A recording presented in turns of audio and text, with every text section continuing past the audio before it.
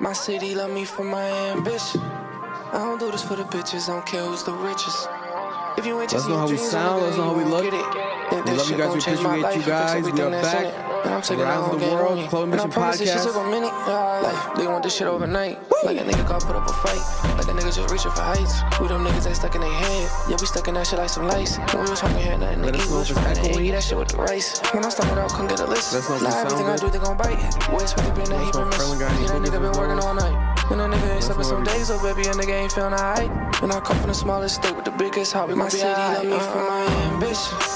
I don't do this for the bitches, I don't care who's the richest. If you ain't chasing your dreams, well, nigga, then you won't get it. Think that shit gon' change my life and fix everything that's in it. And I'm taking the whole gang with me. And I promise this shit took a minute. Like, they want this shit overnight. Like a nigga got put up a fight. Like a nigga just reaching for heights. We them niggas ain't stuck in their head. Yeah, we stuck in that shit like some lice. When we was hungry, had nothing to eat. We was trying to eggy that shit with the rice. We back. We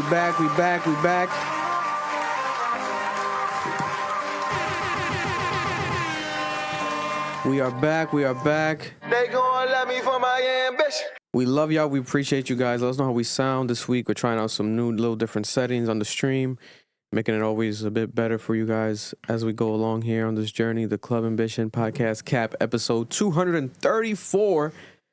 We are back. New round of applause right here. You know what I'm saying? Let us know if it's an echo at all. Can you hear it? Is it too low? Is it too high? Or should our voices be lowered? You guys do a good job of producing the show every single week on the actual live chat, in the live chat. Here's another sample. Nigga, you killing me. Is that loud? Fucking with my headphones. Was that that one? Motherfucker about to You know what I'm saying? Yeah.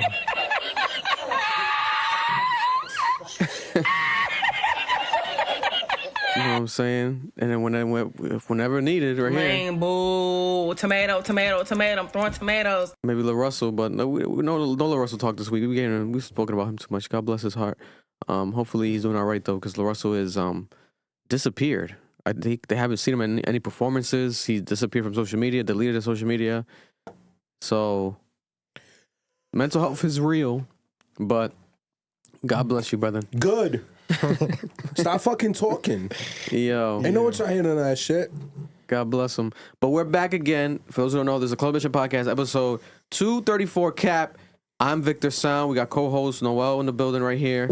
And we got the co-host and producer Marloon coincided with Erlen. The Chub Corners in full effect, full Chub this weekend. They are here this week. Speaking of this weekend, congratulations to Marloon, turned 35 this weekend. Big You know Unc. what I'm saying? He turned 35. Big Uncle and Theo. 35 is crazy. Yeah, they be putting these numbers on my body, bro. This shit crazy, bro. That's Theo Marloon, And nigga. that, I mean, I am an uncle. I will agree. Nah, you uncle for real now, though. I'm an uncle. I'm not unc, though. That's 35 plus. You still got big bro. I'm big Yeah. bro. Big bro I'm still in big the bro. 30s. You're Unc, yeah. I'm big bro. I'm Still big big bro. bro. You asked for the Beijing. Damn. Hell no. Hell no. You've never seen me do that How shit. does it feel to be 30 now, Marlon? Does the air smell different? Does, you know what I'm saying, the food taste different? Does your back hurt? Does I your... mean, my back's been hurting since I was like 24. But, Damn. But now that I hit 30, I feel broker. You know, the money that I thought that I had and shit like that, I was like, damn, this shit ain't shit for a 30-year-old. Damn. You know what I'm That's saying? real. I was like, damn. I was like, fuck, I need to get my bread up, bro. That's real. That's Motherfuckers real. younger than me talking about houses. I want to get a second one. This is that. I don't even got one. It's okay, though. Everyone, you know, has their own pace and shit like that. Pace. Everyone has their own pace and shit. I just have horrible priorities, you know. I got Too many baby mamas. In different Too many states. Pokemon cards. Two different states.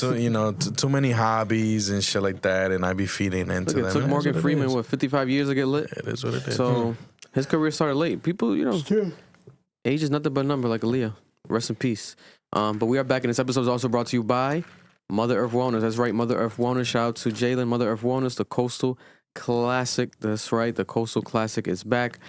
Coming through to you guys very soon in about 2 months. Make sure to check that out. Visit Mother Earth Wellness, RI.com. Mother Earth, located in Pawtucket, Rhode Island. tell them that the Club Ambition podcast sent you for 10% off your entire purchase. That's right. Shout out to Mother Earth Wellness here in Pawtucket, Rhode Island. And shout out to Big Tony's, the official pizza of pie of Club Ambition. The official pizza of Club Ambition. Big Tony's Pizza, home of the gangster raps, located in Providence, Rhode Island. Shout out to my guy, Romeo, who stopped by last week. You guys are going to be seeing that on social media. If you didn't capture it last week, make sure to check that out last week. A lot of positive comments. People like, oh, I love the pizza guy. I love the pizza moment. That guy had me dying. You know, shout out to Big Tony's Pizza, home of the gangster raps. Open till 4 a.m., 490. Call 401-490-0000. Big Tony's Pizza. Right, and I was thinking about an idea. We gotta run it by Romeo, but I think we should maybe try to create like our own pizza to put on their menu. But it depends how crazy they can get with it. Because I don't know, it'd be dope to do like a Dominican pizza, the Club Ambition pizza, Dominican pizza. But they would have to get salami, different products that they don't got. What's Maybe the one topping that you'll choose? If we was to all make a pizza, each of us had a topping. It would have to be something that I want it to be effective. Like I want people to like fuck with it and go eat it. And, like, for it to be successful, maybe keep it permanently. So the more unique I feel, the better. So that's why I think, like, a Dominican pizza would be fire. But then if they don't got the product... Nigga wants corn on his pizza. You know what I'm saying? If it's just me, you know... He said this corn, I like corn. I saw that shit. I like cheese, corn. I saw that shit on someone's pineapple. story a couple of days ago. I said, you are disgusting. Pineapple. Disgusting. You know what I haven't tried yet? Anchovies. I'm not sure if they have it on their menu, but I want to try that. I'm like, oh. I'm all set. I remember growing up, it's like been a thing like anchovy pizza, but I haven't had one ever in my life. Like a You slice like tuna? of anchovy. Yeah, I like tuna. Damn, this motherfucker Under the nasty, sea. bro. I like You tuna. don't like tuna? You don't like tuna? Tuna sandwich That fire. shit's nasty as Or fuck. tuna in a pasta salad. Anchovies is nasty. So you're bro. not a fish guy? I love fish, not tuna though. That's just nasty. Oh, yeah, I like tuna. I like tuna. Let's get into it, man.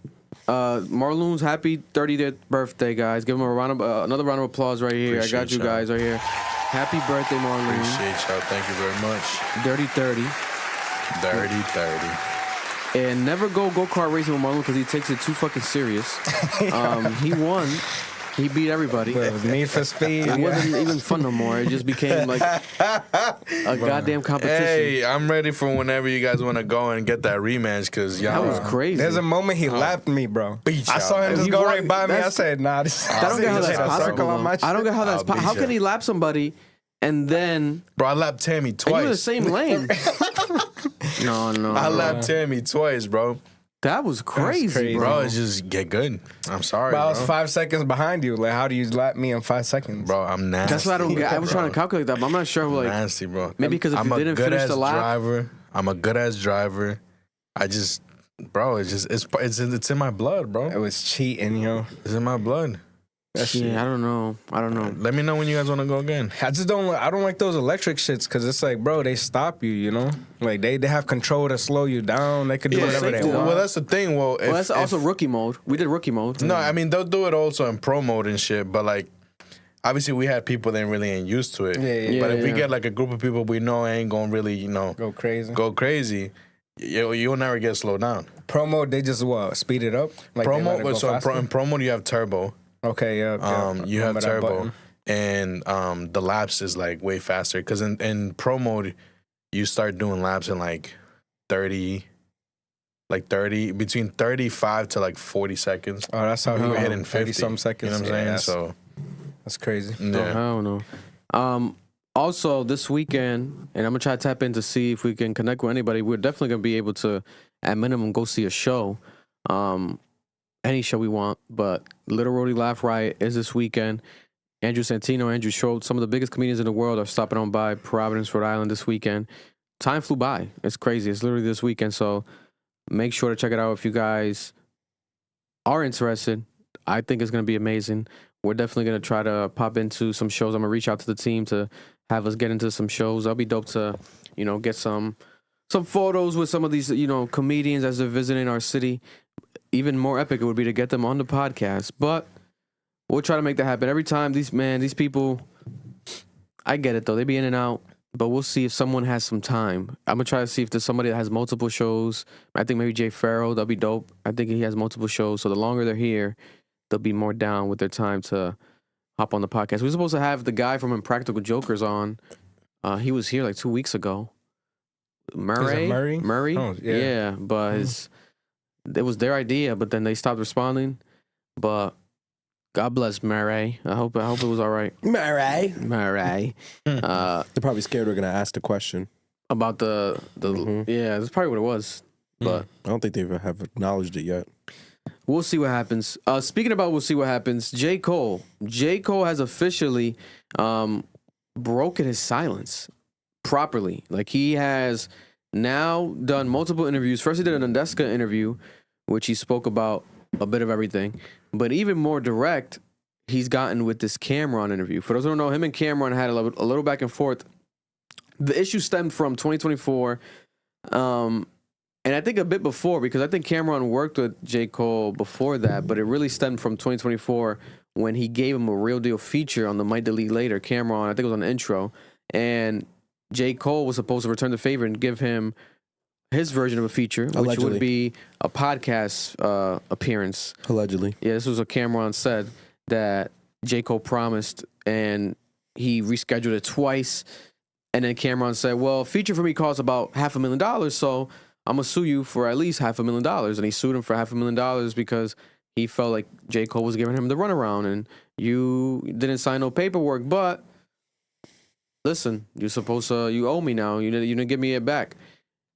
They have confronted each other. J. Cole, they did a trailer where J. Cole walks into his studio, bombards his studio as Cameron's talking. And J. Cole's like, really, bruh? Lawsuit? No way. This how we gonna do? Because that lawsuit like went in the favor of J. Cole.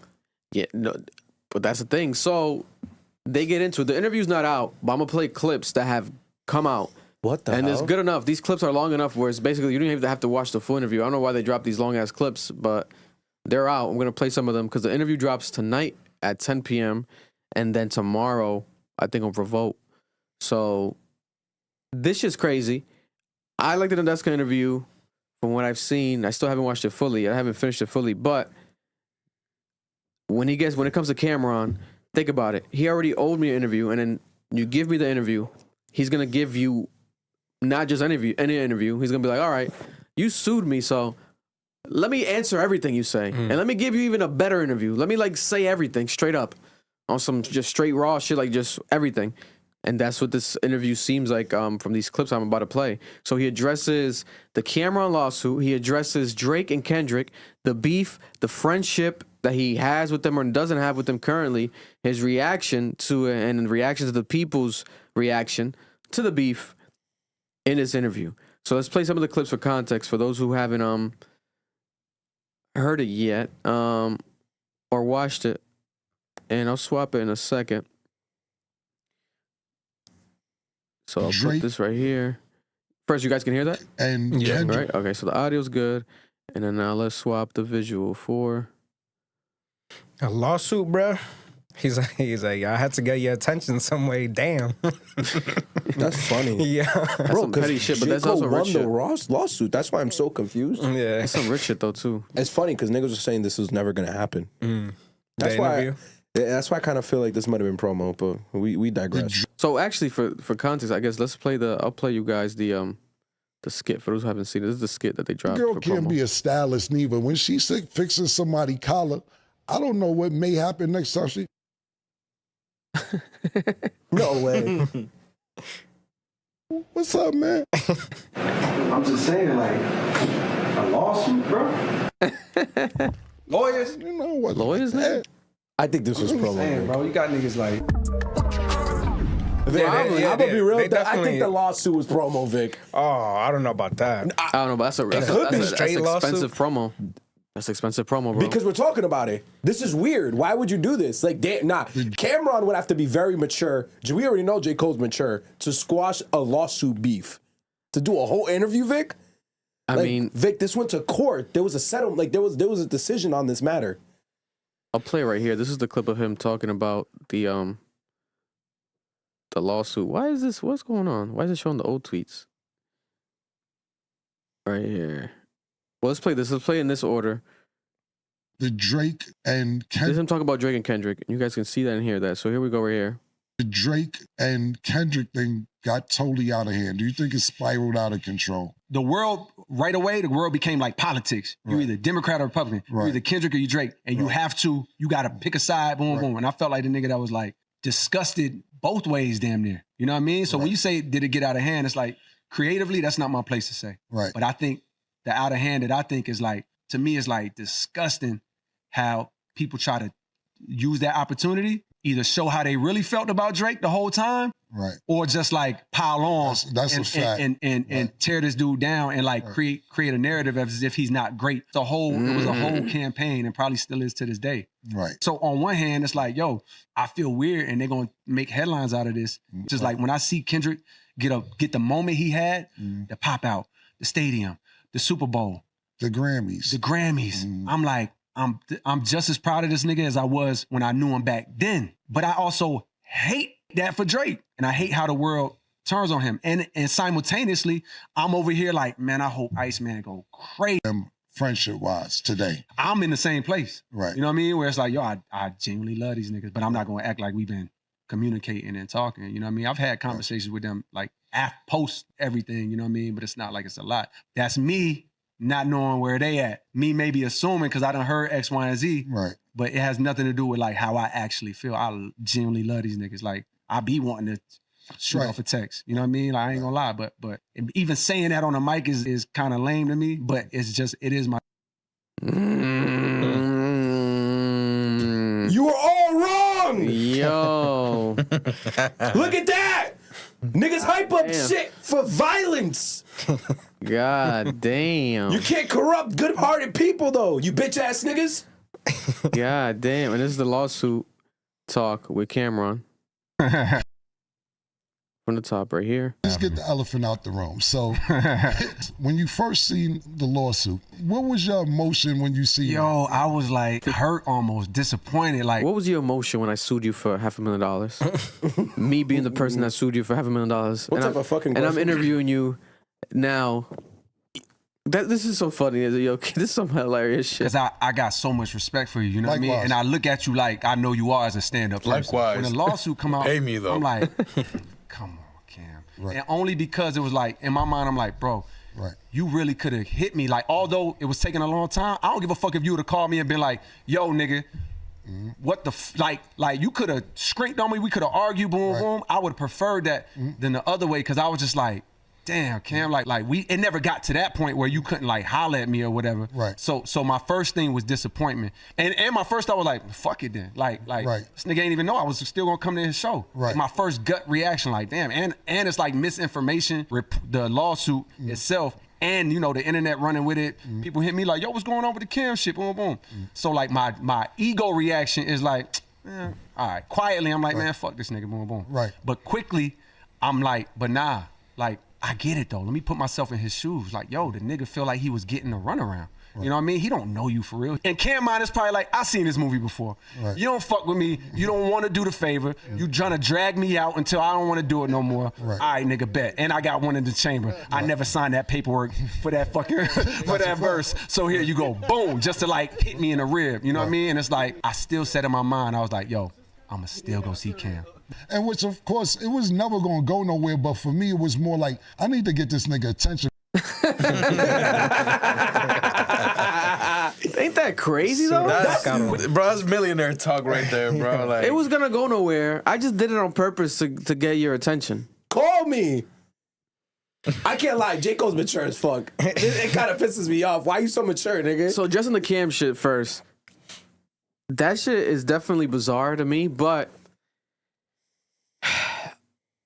to sue somebody, it costs money, right? I would assume. It costs lawyer fees. It costs money fees just to file the court case. unless you already got him on payroll. So this is like that rich nigga shit where it's like he could sue him just to get his attention, know that's not gonna go nowhere. But like I don't know. Like would we have seen this back in the day? I feel like this is like a new thing now in hip hop where like this is more acceptable now, and you can just now sit down with the person after. That's so bizarre to me. This is so many people that would hold this grudge forever. Like you sued me, like 50 Cent and shit. Certain people, this would never ever die fly. on that action. Never fly. You sued me once, like bro, what? Like that's a different level of disrespect. Forgiveness. But J. Cole, being J. Cole, he's Mr. Human, forgiveful, empathetic, sympathy. This is crazy. This would only happen with J. Cole, right? He would the only motherfucker to do this, to just be like, hey, it's whatever. You sued me, but I'm gonna still go on your show, right? And we're gonna talk about how you sued me on your show. Right? I mean, you think the outcome determines if he goes on the show or not? Because I mean, if he won he won the case, so then he didn't have to pay nothing. But now it's just like him being like, all right, I'll just come now that everything is hyped up. So my thing is this: don't get me wrong. I'm also not saying like Cam's value. I think it was valuable when you listen to Might Delete Later in that intro when you first hear Cameron. That's like a moment. Like you can't really put a price on that sort of cultural relevance and that cool factor that you get when you get an actual Cameron feature and you're sampling a Cameron song and you get Cameron doing a new verse on your song and you're sampling him on the intro. Like, that's a moment, and it's symbolic, especially for J. Cole as a rapper. He is from Carolina or whatever, but he is a New York rapper to a lot of people, especially moments of his career, because that's where he got his roots from, where he went to school, St. John, and actually, you know, still, I think he might live there today and does a lot of media there all the time and just always in New York, riding around in a fucking Walmart $20 bike in New York City. That's what he does. So, in chancletas.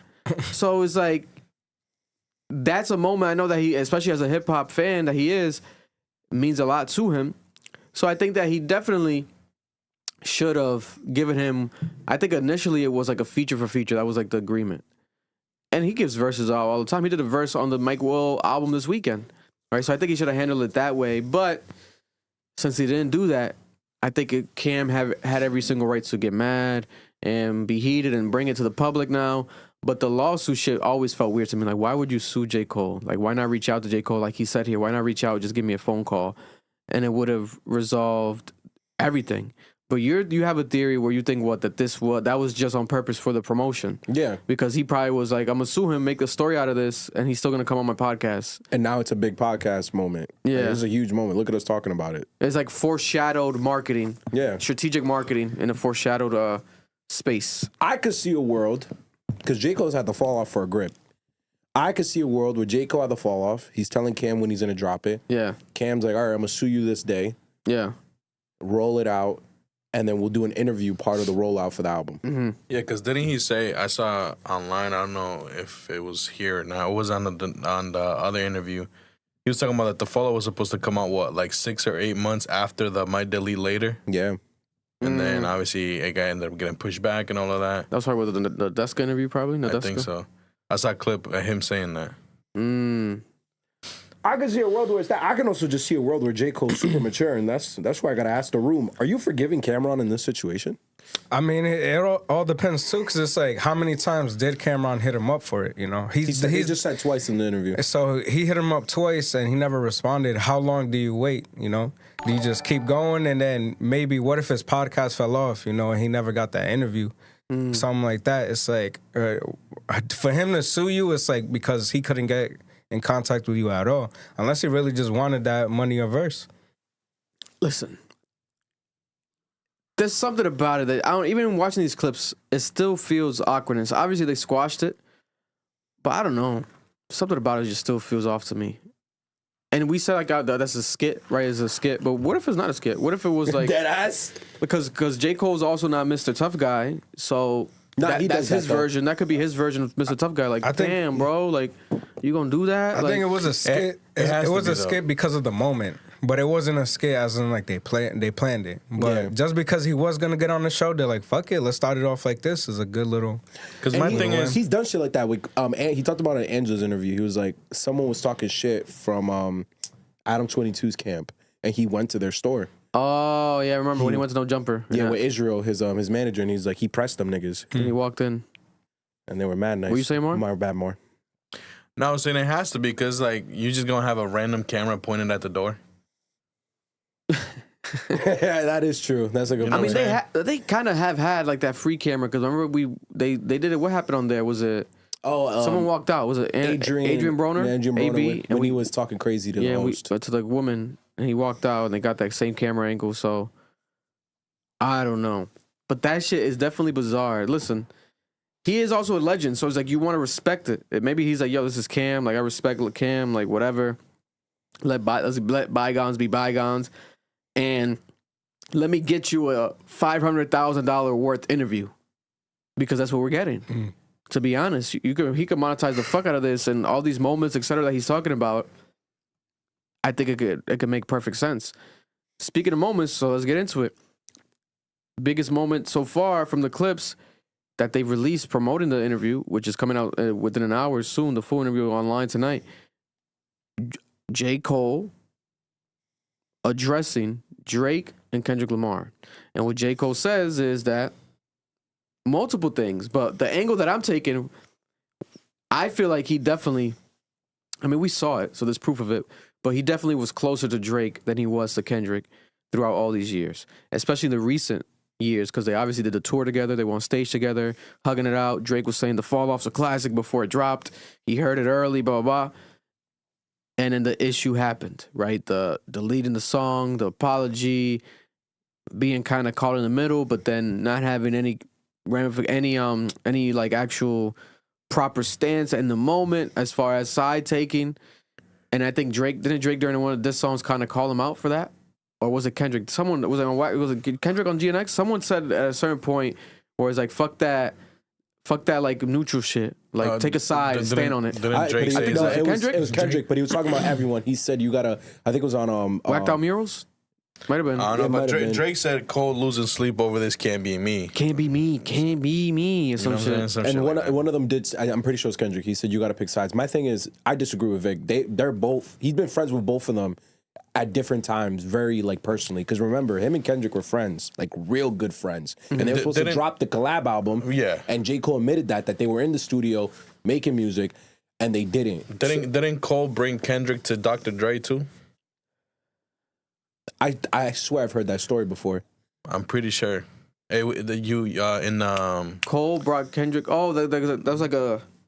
I know what you're talking about. The white guy mentioned it. He's like it was Dr. Dre that discovered him. But supposedly it wasn't like as that way as whoever said it was. Nardwar, I think that's his name. Nardwar, yeah. But it was similar to that. Yeah, that was a Nardwar moment. But yeah, I don't know. I feel like him because even before the recent moment on the tour, we would see videos. It was videos of like Drake riding around with Kendrick in the car, or with not Kendrick, with J. Cole in the car. Like they would hang out whenever they're not even working together. That was before the recent song together and all that shit. Before all that big moment in the tour and the performances, they were like driving around. There was like 2 instances where they were like in the car together.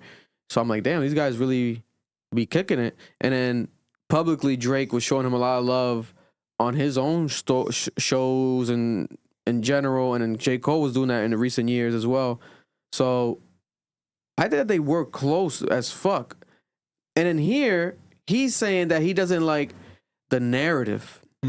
So he's coming at the narrative painting and the Drake haters, right? These Drake haters that piled on top of him and actually added fuel to the fire and said something to make it more dramatic, and then made it more political, etc. Some may argue that was happening kind of on both sides, but then there was obviously moments where one would be more toxic than the other. But I've seen it. I mean, no, I'm not saying that. I've seen it all more. You would say that the Drake hater, Drake hate was more toxic. The mainstream media, like the mainstream media outlets, were attacking Drake way more than they were Cole. I'm not gonna do that. Yo, Ebro has not said a negative word about Kendrick Lamar. I'm not doing that. Mm-hmm. A lot of these niggas have taken this opportunity to speak downly on Drake. We have to show their true colors, to show how they really feel about him. We have to be honest, at least about that. And I do agree with J. Cole. When the beef started, I didn't like that niggas was piling on. I didn't like that Weeknd showed up. I didn't like ASAP showing up. I didn't like Ross speaking. I'm like, y'all niggas had this issue for like 2 years. Where have y'all been? This is corny to me. Like, you waiting for one nigga to speak, now you all speak. I've always been the nigga to speak. I don't care who speaks first. I'm gonna say what I gotta say. These niggas waited for Kendrick to say something to finally speak. Like, that's a lame-ass behavior. So I definitely agree there. There was a pile on. Mm-hmm. We're not gonna revise history now. But the Drake fans were toxic when it came to the Kendrick shit. No, yeah, but I would say, I guess if we're talking about the artist perspectives, but for example, like Ebro, I've said that with Ebro, but realistically, Ebro, I feel like he's always felt some type of way about Drake. If anything, I could say that he showed Kendrick love more publicly. Even when he interviewed him, he was like thanking him, like, thank you for what you did for hip hop and shit. I'm like, why are you on this nigga's dick right now? Because you're interviewing him? Like, I get it. But like, you add an extra sauce to it. That was a lot of sauce getting added. Yeah, but he's been at Drake's head for a while. I guess obviously gets spotlighted more because of the timing after the beef. I'm trying to think of someone that actually, because even you could say what, Charlemagne, but Charlemagne always been on Drake. You know what I'm saying? Like, he embraces it. Didn't he call himself like he's Skip Bayless is to LeBron? He said that he is to Drake. Like, he's embraced that character, and that's always been like a thing. So I think because the whole thing is like a campaign, right? Now is the campaign just in these people? You're talking about like these media heads, or you think that was Cole mentioned? You think when he mentioned campaign, because he said like a campaign, you think he's talking about just the fandom, or you think he's talking about the overall? That's why I wish I was obviously interviewing him, because I'm like, what do you mean by campaign?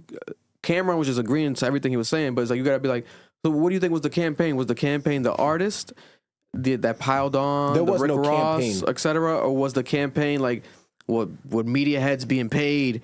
Was Ebro like what do you mean by campaign? No, this is where I gotta dead this narrative. There's no campaign. They didn't come together and say, let's get Drake. Like, you remember when Kanye was like, we were all in the studio talking about the downfall of Drake? I don't even think that happened. I think Kanye's just off his meds bugging. No, I really think he was tweaking. And because that's just conspiracy theory and lunatic shit. I think what happened was this. Yo, my nigga, people aren't real. Especially when the nigga you have an issue with is at the top of the totem pole and is being backed by Lucien Grange. And I listened back to a lot of Drake songs. He was disrespectful as fuck. On Meltdown, he was disrespectful as fuck to Pharrell, to Push.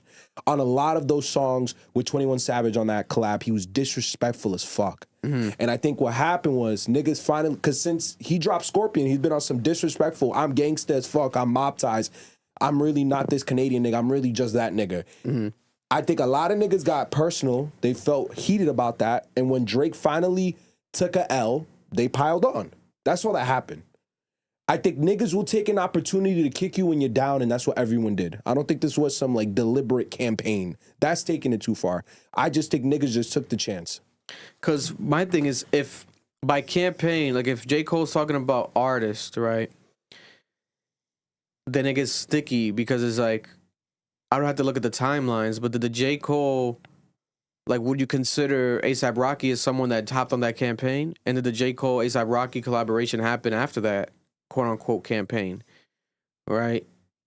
I don't know. I think it did. Didn't it? The what? The J. Cole A$AP Rocky. They made a song together after the beef. After. Yeah. I think we spoke about that. No, too. they did. They were like, hey, doesn't that, why are you picking? dropped the Lucy. Yeah. So I'm assuming that maybe he's mentioning more like the fans and the fandom and like the political take that he said that they made it like politics like that by that campaign. Vic, you can disagree with someone and still be their friend. I don't have to show you blind loyalty. We gotta dead that shit too. That's just corny to me. But that's what he's showing here, where he's saying that he didn't like that. He got disgusted by it. So I'm gonna get disgusted by A$AP Rocky shit on you, but I'm gonna still work with A$AP Rocky? Yeah, that's fine. I could be upset with your behavior, and I could have brought it up to you in private and still be your friend in public. I don't know about that. To this level, when he's like, no level of accountability in life. It's disgusted. He's like, he said it's disgusted multiple times. But the thing is that if he doesn't like work with these other artists, and it's like he's picking sides, you know, and that's what he didn't want to do. Yeah, but he's still. That's the thing with this. Well, he still is now with the way that he's talking about this. How is he picking a side? He's just saying what he's viewing. He was disgusted by the way that they treated Drake because that's his boy. He loves him. No, Vic, that's not what he's saying, bro. That's not. How's he not saying that? He's saying that he doesn't think it's right for you to take an opportunity to shit on a person when you could have just done it normally if you always had an issue with them. What he's saying is you chose 100%. this moment to speak on shit that you've been holding on to. That's corny. If you had this issue, you should have been brought it up to me. But that's disgusting. What's the example?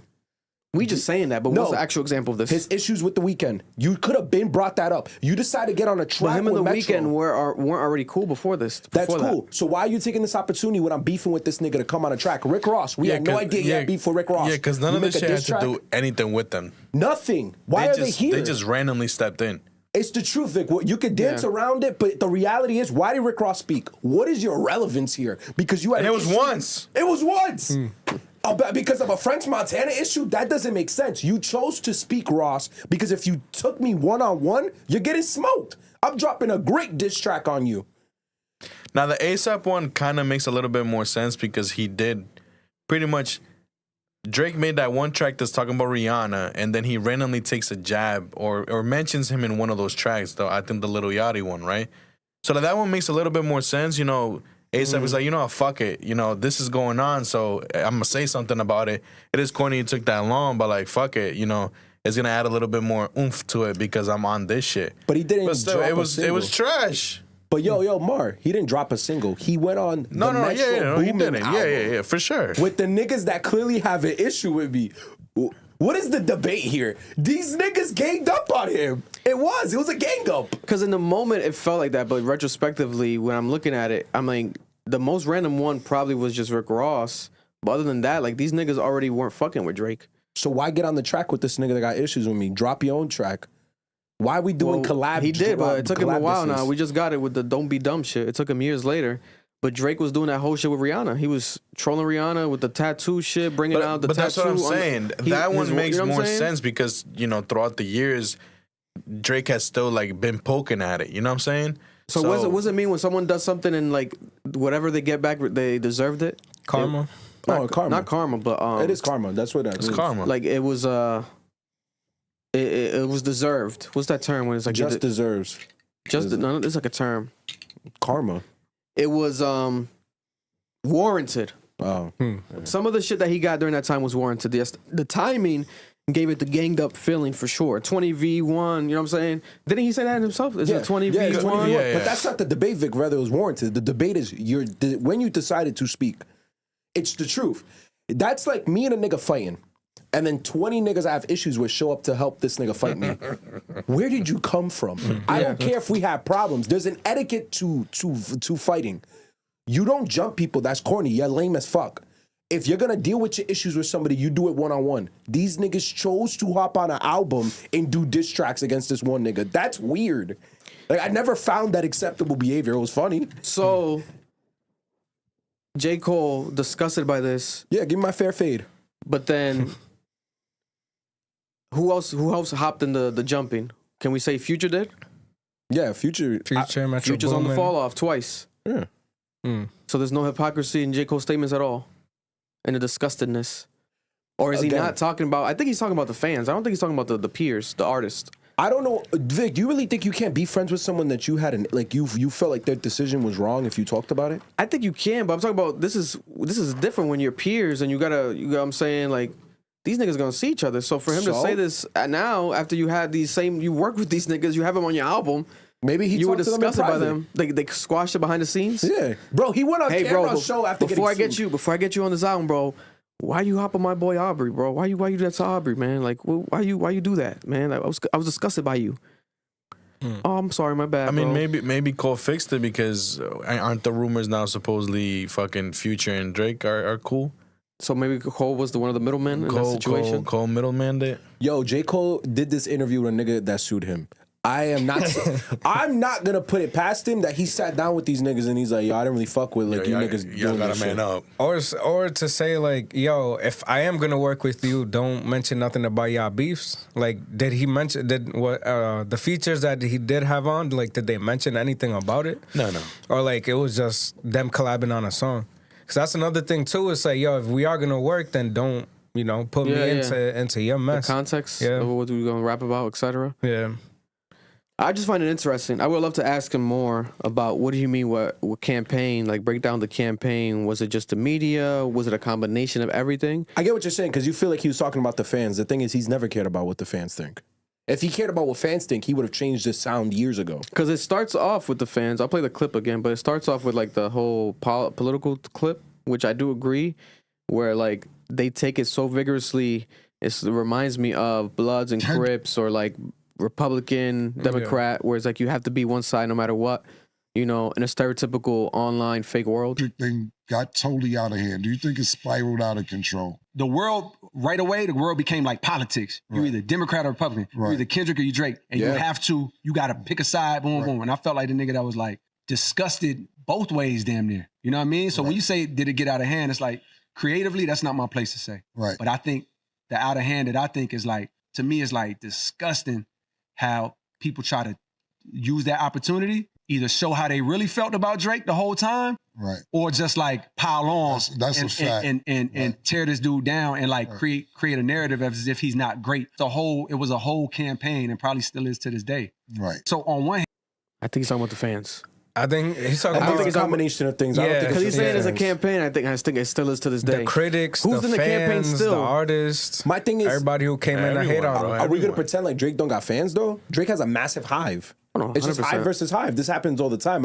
This happened with Jay-Z and Nas. When Jay-Z did Renegade, niggas is saying, "Oh, Nas ain't that good of a rapper." Bless you. You listen to Renegade. This nigga is saying like, not Renegade. Sorry, Takeover. He's saying, "Yo, this nigga Nas can't rap. This nigga Nas is not. He has no flow. He's trash." He's trashing him on the Blueprint, and Jay-Z fans were agreeing. That's just hive versus hive. I really think, Vic, when he's saying piling onto the issue, he's talking about the media outlets. He's talking about Ebro. He's talking about the rappers that were saying shit too. He's talking about Sabrina. Sabrina Carpenter? No, I'm sorry. I meant to say Serena? Serena, sorry. Serena dancing at the Williams. Super Bowl. That was weird. Cool that y'all love that shit. I thought that shit was weird. Like, you're married. Why are you trolling your ex on the Super Bowl? I think Because he did it first. Yes, He was talking about her man for no fucking reason. It was warranted. But I get it where the timing makes it seem where it's like, whoa, it makes it worse. But a lot of the shit, it was like, it was warranted, but Y'all they choose a very took specific advantage. moment. They took advantage of the timing to like, hey, let's get on Drake because It was gonna have more everyone impact. else is doing it and it gets more impact. It was more gonna have more spotlight. impact. And I haven't responded yet. That's why we got her husband going on ESPN. Yeah. You know, coming at Stephen A. Or all that shit that he was doing. You gonna tell me, right? We know that the Kendrick and Drake beef is going on, right? And then Erlen randomly has beef with him, and he drops his track by himself. Yeah. You think that shit gonna get spotlighted, bro? You think that shit gonna fucking matter? I get looks that. like- I don't just give a looks like fuck, I'm just- bro. I And just find I'm that not trying. corny. I'm not trying to downplay, A$AP Rocky, Rick Ross, whatever. Obviously, they're big artists, but this is Kendrick and fucking Drake. Yeah. If they would have dropped their own shit, nobody would have give a fuck. It would have been like, oh, it's spoken about maybe 1 or 2 days, and then boom, it's dead. And that's sad. Also, too, bro, they had their moment in the Pusha T beef. That was before Kendrick. So why, when he was beefing with Pusha T, all these guys didn't come out and They try were to, cool then, that's yeah, why. and they also saw that Drake was fighting back. You know, it wasn't no getting cut down all the time. You know, That is a good point. A lot of you niggas were real quiet during that beef. And obviously half of them were, like, him and A$AP didn't have their beef until after that. Like, it started getting bad. And the same with Rick Ross when we're still friends. But there was some niggas who were kind of quiet about that fucking Pusha T shit. You got real happy when Kendrick started speaking. It's very interesting. I think, I mean, I can see, for example, a good example that comes to mind when Ebro recently said that Drake had no classic albums, or just threw that conversation out there. I'm like, okay, That's a sub. that's that bullshit. This feels like the campaign hate bullshit. I get that they're trying to get their show popping as they should because they're independent now. They're not with the radio, so I do get that. You got to do that, but it plays into this narrative, like J. Cole's saying. It's like, now we want to rewrite history. Now Drake has no classic albums at all. Like, and then quickly was reminded because everyone started debating and saying he does, but now the debate is like how many and et cetera, et cetera. So you go from zero to now people reminding you he has multiple classic albums.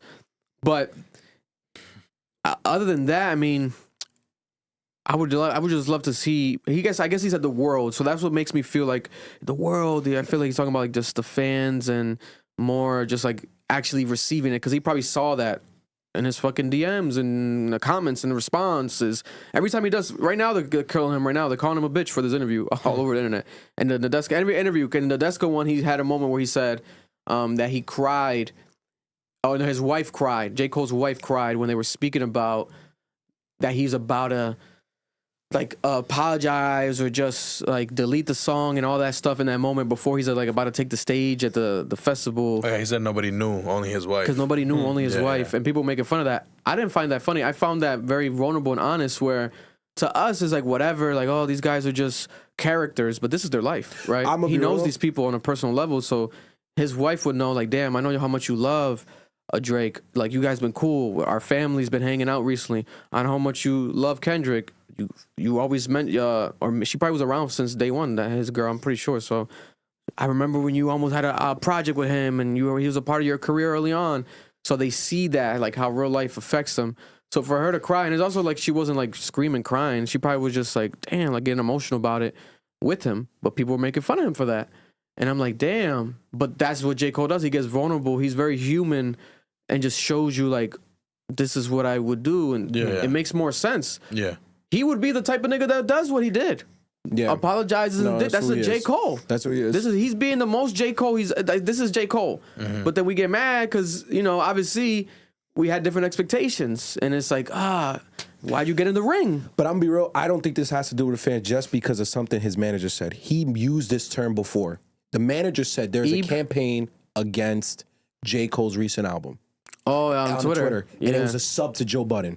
Because it was the same week Joe Budden started trashing the car. And his argument, Joe Budden was like, yo, this shit's too humble. It feels too disingenuous. And that's when he responded with that. I remember this. So it's more like a media campaign. I think Vic, I'm telling you, because campaign, even when you use the word campaign, Vic, by definition, words mean something. Please understand this. That's not a word you would use for fans. Fans can't start a campaign. Like, for you to be a fan and to start a campaign, it'd be like a hive. And even then, your campaign's hive wouldn't affect another hive. I truly think he's talking about the media. But this is where J. Cole's a hypocrite. Ak had a campaign. Ak ran the greatest pro-Drake campaign I ever saw. He was on Twitch every day defending Drake. So I'm not hearing it that there was just one campaign against Drake. No, there were certain people in the media also pushing an anti-Kendrick campaign.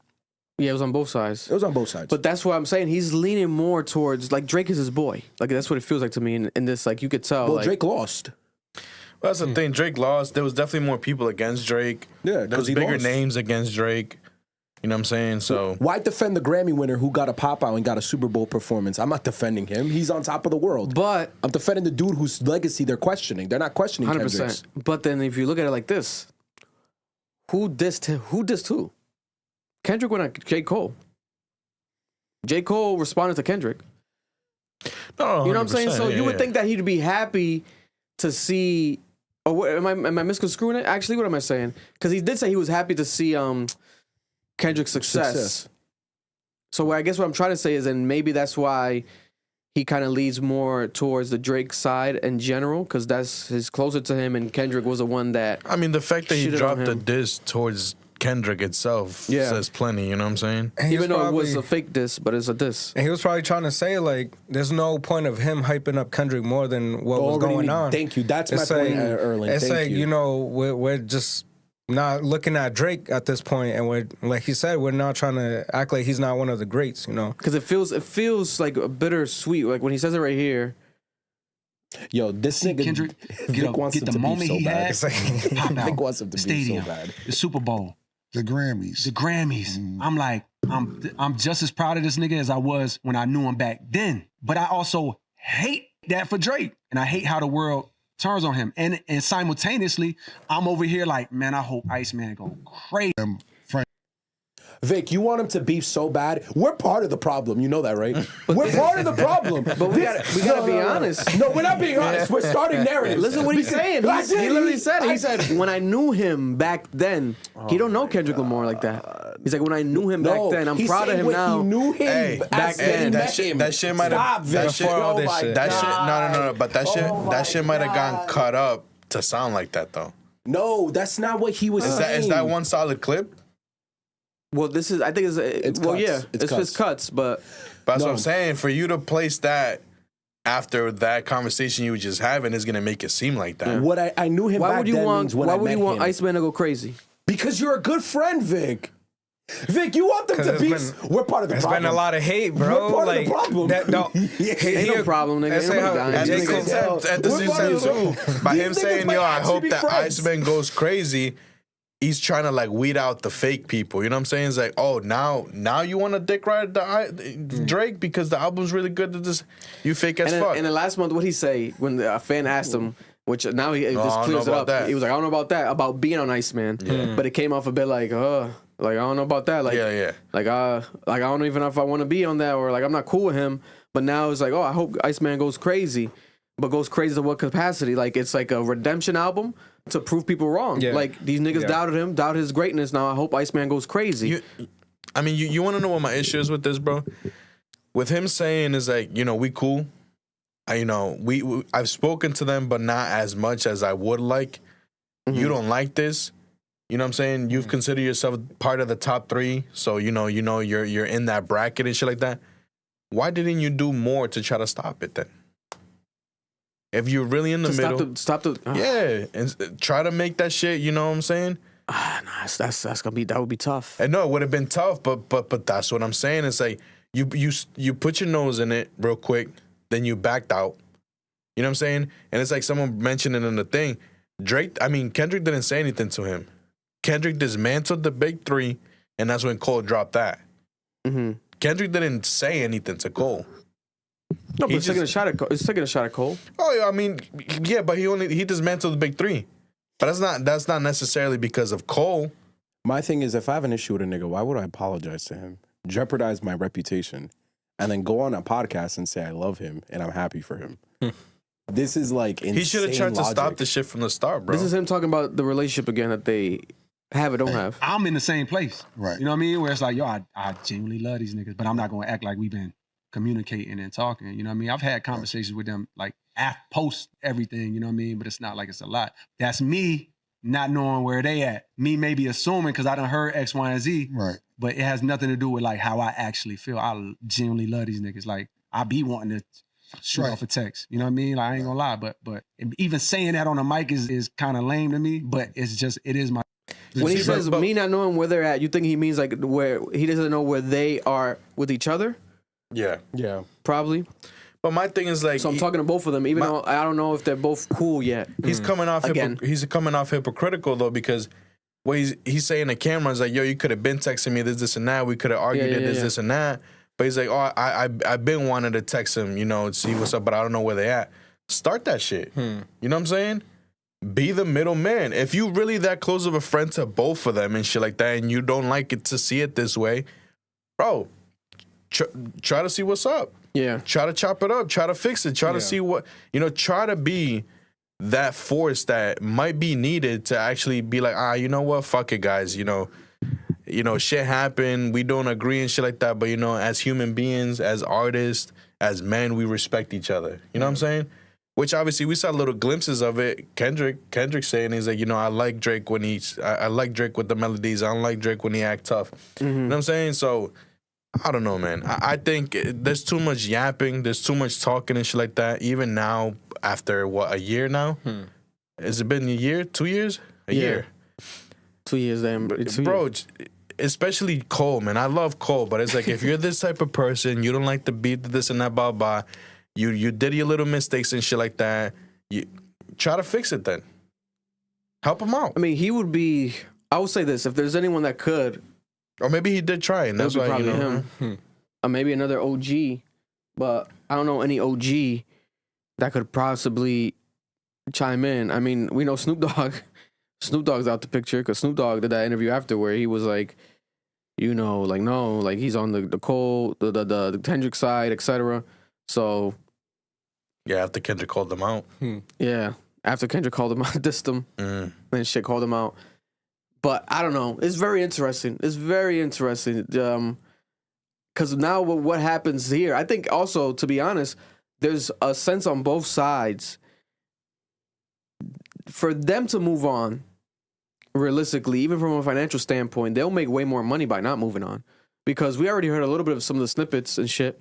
He's taking shots at Kendrick. Oh, yeah. Whether it's this song or not, he's taking shots. Yeah. And he knows that some shots he's going to take, etc. People want to hear that. And the whole album is Iceman. I'm Iceman, like the whole, like, niggas think I fell off, I'm cold now, is the Iceman, but he's trying to reverse it to be like the Iceman that actually is, good and powerful, has a chip on his shoulder. You niggas want them to keep doing this? Listen, I want good music. That's what I wholeheartedly want, because if we get a diss and it's bad, it's gonna feel nasty. It's gonna be like, what the fuck? It's gonna make me want to even move on more. Yeah. But do I see a world where they fully move on? If they don't squash it fully, like have some conversation with J. Cole, someone like, to squash it, let's move on. I don't see it really happening. Because next Kendrick album, I see something happening too. because it's so monetary. You gain so much monetary wise, right? And if you do some good shit, Kendrick's not gonna drop. If he does anything that's at Drake at all, it's not gonna be bad. It's gonna be good. My thing is this. I look at this like Manny and Pacquiao. When they first fought, the rematch should have happened. Say it again. I look at it like Manny and Pacquiao. No, I said Manny Pacquiao. Like Floyd and Pacquiao. I don't know why. I don't know why my brain's doing that today. When Floyd and Pacquiao fought, that shit like explored the world. And people say that's what helped ruin boxing was that fight. A rematch should have happened immediately after. It didn't. We're getting it now 10 years later. I'm hoping that's not what's going to happen here. You should not restart this beef years down the line. Let's not reheat the nachos. Yeah, let's not do that. If you're going to do it now where it's still fresh and we can enjoy it. But there's a timetable here. There is a point where it's like, all right, I don't care anymore. And how does he talk to them, but you don't know where they stand? There's friends that I'm cool with that I haven't spoken to in months. Yeah, but the elephant in the room, like you don't talk about that to them at all? What are you talking about? We also have you moved by it and not talked about that at all? But that's what I'm trying to get at. Doesn't make sense. Like, are you just talking about, yo, did you check out the new Spider-Man trailer? Yeah, they're human. Vic, you've had issues with it because you haven't talked to them about the issue. No. We have had this in our lives. They're human. I think there's some. But that's such a moment, bro, that you, as like, if we're cool, bro, I'm gonna ask you about it, bro. It's like, if, you break up with a shorty or something, then we're right away like, yo, so what happened? Right here, it's like, yo, so how you feeling right now, Niggas bro? don't talk about their feelings. I think there's some cap in what Cole's saying. And I will say this. Why? Because it's Cameron, you owed him an interview. I'm going to give you an interview. I'm going to answer everything. I'm going to add some sauce on it, because Cam's he's a journalist, but he's not a journalist. Like, he's not, like, studying and sitting down and asking him questions chronologically and, how he should have been. He's not doing that. He's just going to give you, he asked him, like, yo, it felt like the world, you got caught up in that and everything, that whole beef, what's your take on that? It was, like, very more just surface level. And then he gave him the answers, etc. So, Vic, you think he's going to do another interview where he'll say that he did talk to them? Then he'll be a hypocrite. He'll be a liar. That would sound crazy. So he either chose to lie here and he's never going to tell the truth, or he's going to admit he lied later on down the line. Or maybe to him, we're just talking, like we had some sort of text back and forth. Like Drake sent me a meme, I sent him one back. So I know that we're cool now. I don't know. I would just love to, like, because it's like, it's whatever. Oh, it's a quick. But this means so much. I feel like that you should dive a bit deeper. Like, so what do you guys say? Like, what did you say? How did what happened there? You know what I'm saying? Maybe there's a world where it wasn't that deep to them. To who? The people interviewing them? The people involved. Maybe Kendrick, Drake, and Cole didn't take it as serious as we all did. Nah, nigga. If your wife's crying, you're taking this shit very seriously. Good point. But I don't see a world where Drake would lie to Cam in an interview and then tell someone else, oh yeah, I lied. Like, that's crazy. He's gonna look nuts. The internet exists. People can just pull clips. They'll be like, yo, you told Cam you guys didn't talk about this after. Now you're telling this renowned journalist that you did. That sounds nuts. I mean, we are reacting to clips, by the way, at the time of this recording. So once the full interview comes out, let's see. Before when I've watched Cameron interviews and content, like the clips, you pretty much get to everything from it. But hopefully there's more context to it where, like, he dives a bit deeper to understand it. But surface level right now just feels like, very interesting. What the fuck going on with Cole? But I will say this. It's still a lot of Cole DNA and all this. This is what he does. I love both of these guys. Or I love both of these guys. I love these guys, Question for the room. Because this is truth. They have been dissing each other since nothing was the same. Mm-hmm. Since Drake got this, like a decade. Yeah, because of the whole Macklemore thing. Cole has been friends with both of them intimately for a long time. Because, again, Cole talked about this when they made Black Friday. That they're friends, they were working on an album together, never dropped, they're close. What if there's a world where J. Cole knew this was a problem between the two of them? And he's always picked the middle. I've had these relationships before where two of my friends hate each other. I just be like, bro, I don't know what to tell you. And I stay out of it. So, like, Drake would probably talk shit about Kendrick around Cole, and then Kendrick would talk shit about Drake around Cole. And Cole just didn't pick a side. He just didn't pick a side. No, you're laughing, but like, this is real. No, it's reality. It's reality. Yeah. Nah, we're not going to play right now. This happens a lot. No, yeah. And I could see a world where J. Cole's always played the middle, and it's something Kendrick said on Euphoria, he said, "I'm waiting for you to tell Cole what you really did." Something like that. As if Drake had involved him in this beef, like he dragged him into it, like he lied to him. Mm-hmm. I think there's a scenario where Cole's always been in the middle. Drake did some shiesty shit to try to get J. Cole on his side. When Absol was at Dreamville, he corrected the false information, and that's why J. Cole apologized. I think that's what happened, because that is more realistic and more in line with what happens in real life. In real life, the middleman, both sides try to get the middleman to agree with them. I think Drake took it too far. He capped, and niggas had to correct the cap. And I think that's what's happening here. Listen, man. We gotta wait for that Iceman now. That's the next thing that we could get from all of this. Do you think Drake's dissing him on Iceman? Most likely. Probably. That's sick. Probably. That's weird. It was called There's definitely Iceman. jabs in there. No, I mean if he's dissing J. Cole. Oh, J. Cole? Oh.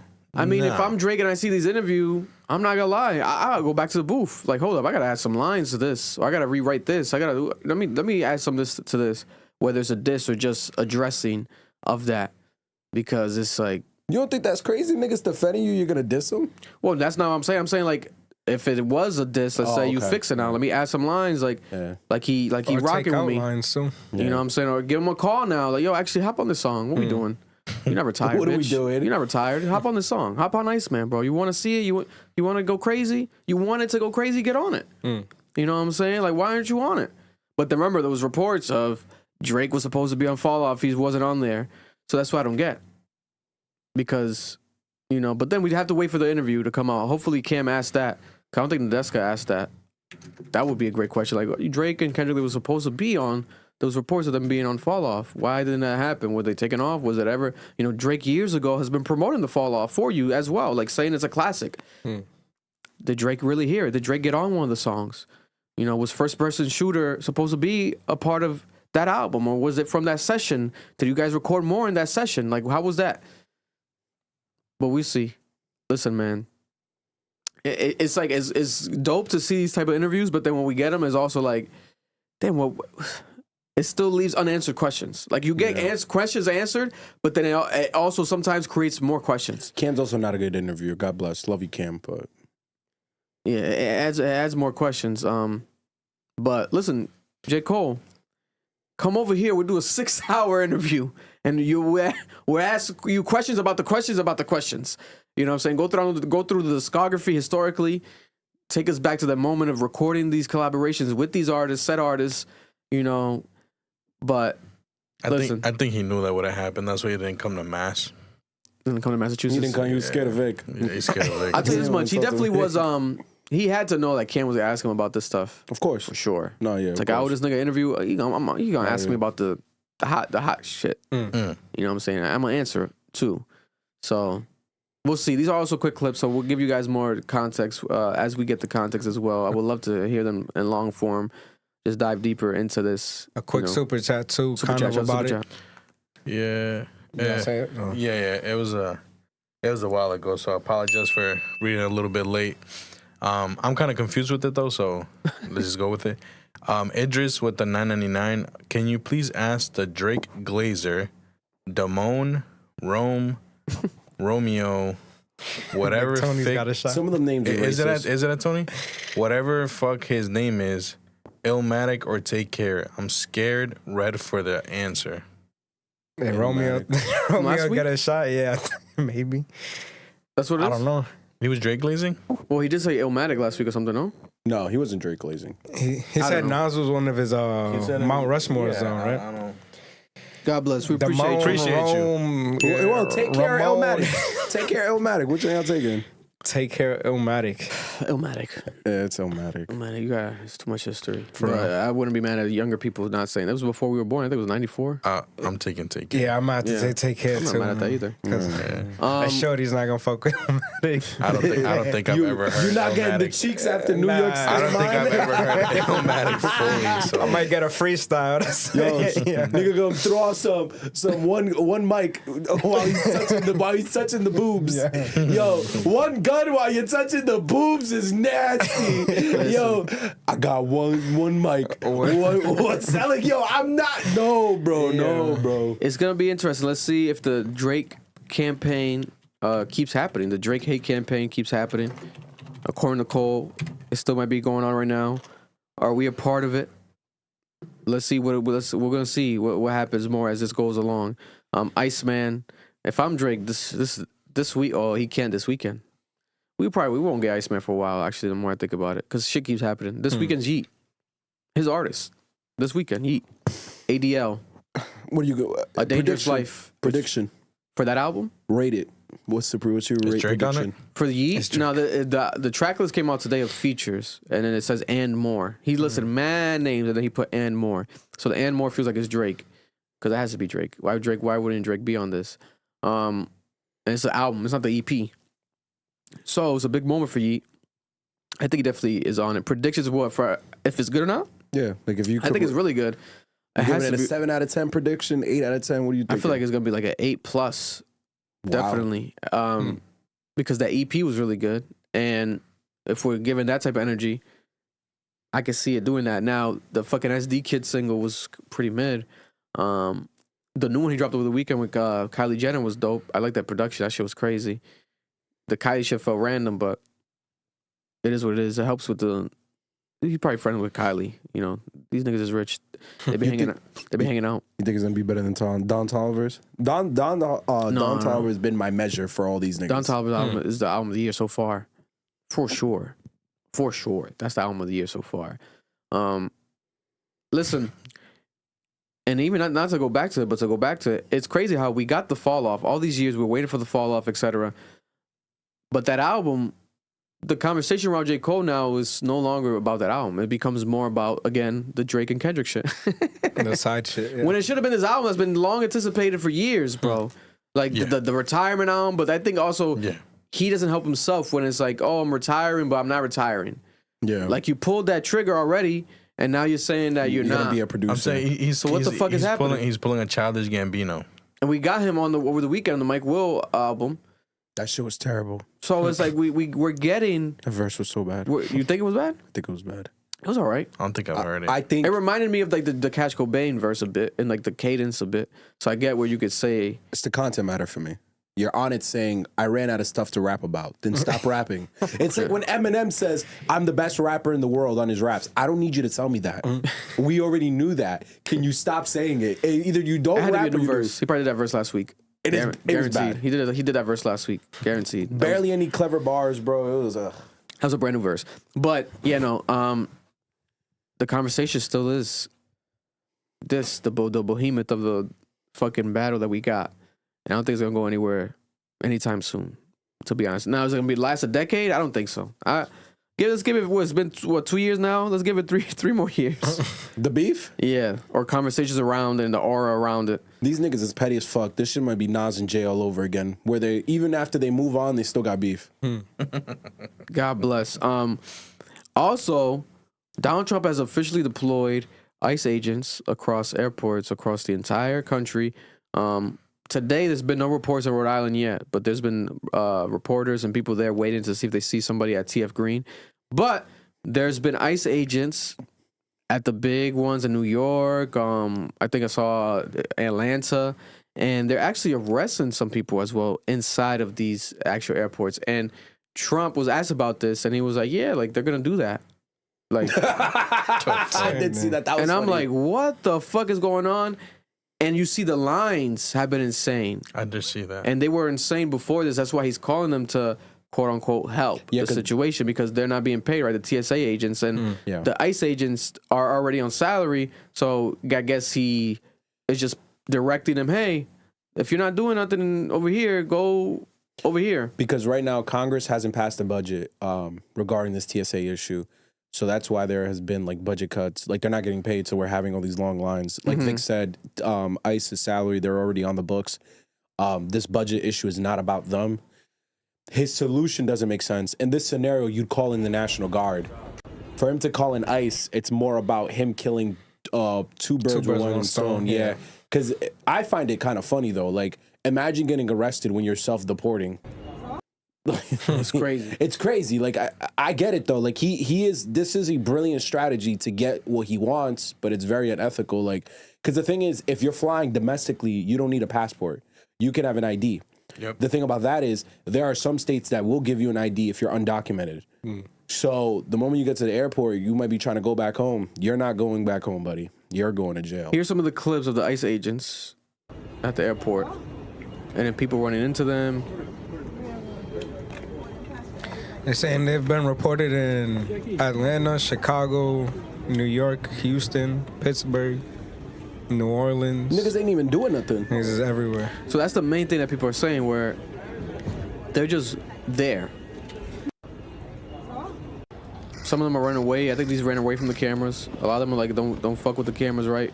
Because they're told to be unmasked at the airports. Like, they can't be masked. No, they have to be, yeah. They can't be masked at the airports, the actual ICE agents. So now they're getting exposed. Bro, if you scared of what the fuck you're doing, so don't do it. It's the bag, though. There's two reasons why they do it. Is the salary good, you said before, Noel? No, it is good money. Yeah. You get a $50,000 bonus, but the reason why they also, like... Here's the thing. To be an ICE agent, this is hilarious. He's really running. Like, they ain't about to catch him in, like, 10 feet, man. Yeah. He went into the bathroom? Oh, my God. So here's the thing. Like, to be an ICE agent, you don't need police training. Like, it's not like a police officer. You just sign up. You could just sign up, and you get a $50K signing bonus at one point. I don't know if they're still doing that program. And you're getting, like, almost $100K a year. The problem with this whole program is like, they're random people on Twitter who became ICE agents who are just racist. Yeah. And they're like, nah, these illegals need to go. Bro, it was so bad, one dude got doxxed on Twitter. And that's why they hide their faces, because they're not law enforcement. They're random civilians that decide to get a bag and do some bullshit because they're racist. Especially when some of them are Latino, too. It's like, that's just crazy. I've seen so many black ICE agents at these airports and a lot of Spanish ICE agents at these airports. Like, it's crazy. Bro, some of Trump's biggest voting bloc was black males and Hispanic Latinos. We're all over the airport.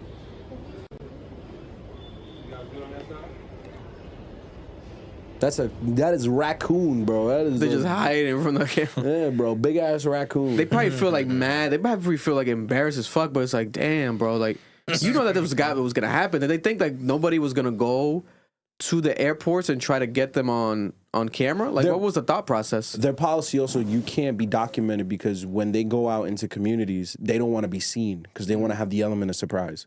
So if you have ICE agents' faces being plastered everywhere, the public would be able to be warned about it. Like, yo, if this nigga's around, be careful. Oh, that's crazy. I'm going to pull up another clip. There's some more clips here. Let me put the code. Don't show the screen right now. Let's put this code. I'll bend over. You can show my butt. Hey, yo. Nah, that's crazy, bro. But then they're there more for, like, security, though, right? They're not checking in people, and they're not doing... Is it just, like, being around for... They should be doing it. They just waste of space, bro. Yeah, they should. That's waste the of thing. space. They're there, like you know, them fucking security guards that you just see randomly just posted up not doing shit. Here's a good clip right here.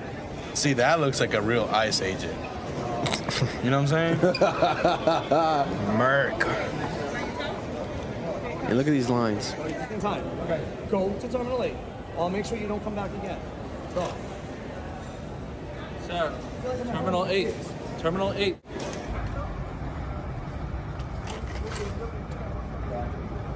They're there if needed. But they're clearly not needed because they're not doing anything. So they are needed, though. This is where it's fucked up. We do need their help. I mean, it's because their checks are being cleared, right? Like, their checks is different from the TSA shit. So, I just looked it up for clarification because I was reading about it the other day. This is so funny. They're not doing shit. They're apparently at Terminal 8. So what's happening is TSA workers have to show up. They're called, I'll get the exact term right now. They're called essential workers? Expected employees. Oh, okay. So they're expected to show up whether they get paid or not. There's a partial government shutdown happening with the Department of Human Services. I said Department of Human Services. Department of Homeland Security. So because this partial shutdown is going on, 50,000 employees are not being paid. Some of them are just not, like, they're claiming they're sick or they're taking their sick days off. That's why the lines are so long.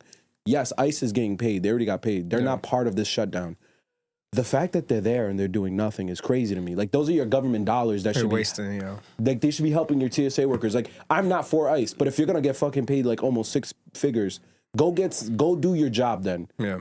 Whether I agree with it or not, at least go do it. These niggas are just getting paid to stand there. This is crazy to me. Here's more footage of ICE right here. This is ICE at the airport working.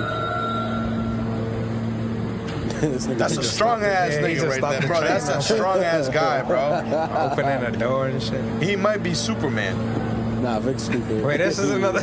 No, it's a meme, bro. It's a meme. That's a strong ass guy right there. I'm over here waiting for the guy and shit. That's a great meme, dog. Yeah. That's the meme niggas use when niggas ain't doing shit. Look at the lines. This is at Atlanta. Atlanta's had the craziest line I've seen so far at the airport. Look at this. Crazy, bro. To get in. Lines outside. Imagine a line. So are flights getting delayed, or they're still saying, "Nah, fuck flights you"? Flights are being delayed. All the flights are being delayed. So imagine. I'm speechless. Speechless. Imagine a line being in line outside of the airport. Wow. I've never been in my life. That's crazy. In a line outside of the airport. I never seen a line outside the airport until this weekend. Imagine being in a line outside of the airport to get inside of the airport. To actually go into another line in the airport, to go into another line in the airport. And then meanwhile, now you have to have ICE agents walking around staring at you. But you know what the irony is, Vic? This shutdown is over ICE. The reason why the Democrats won't sign off on the bill is because of ICE, because they want to renegotiate the rules and regulations around ICE, and the Republicans are saying no, so they have refused to sign off on a funding bill. Here's some of the black ICE agents I'm talking about. Atlanta Airport. Right here.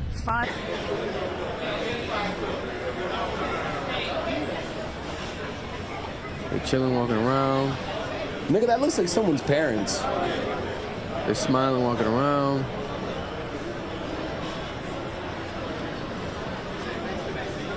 That one in the back has pronouns. No bullshit, right? They come off as if they don't even know what the fuck they're doing. Like, I feel like they probably didn't get a proper protocol. And they were like, hey, just go. Yeah. Just go. You can't wear a mask, but just go. Yeah. And you're getting paid still, just go. If they need you, they're gonna tell you what to do. My bigger fear is this, and this is something that no one's talking about. The fact that TSA is severely underfunded and we are in a war with Iran.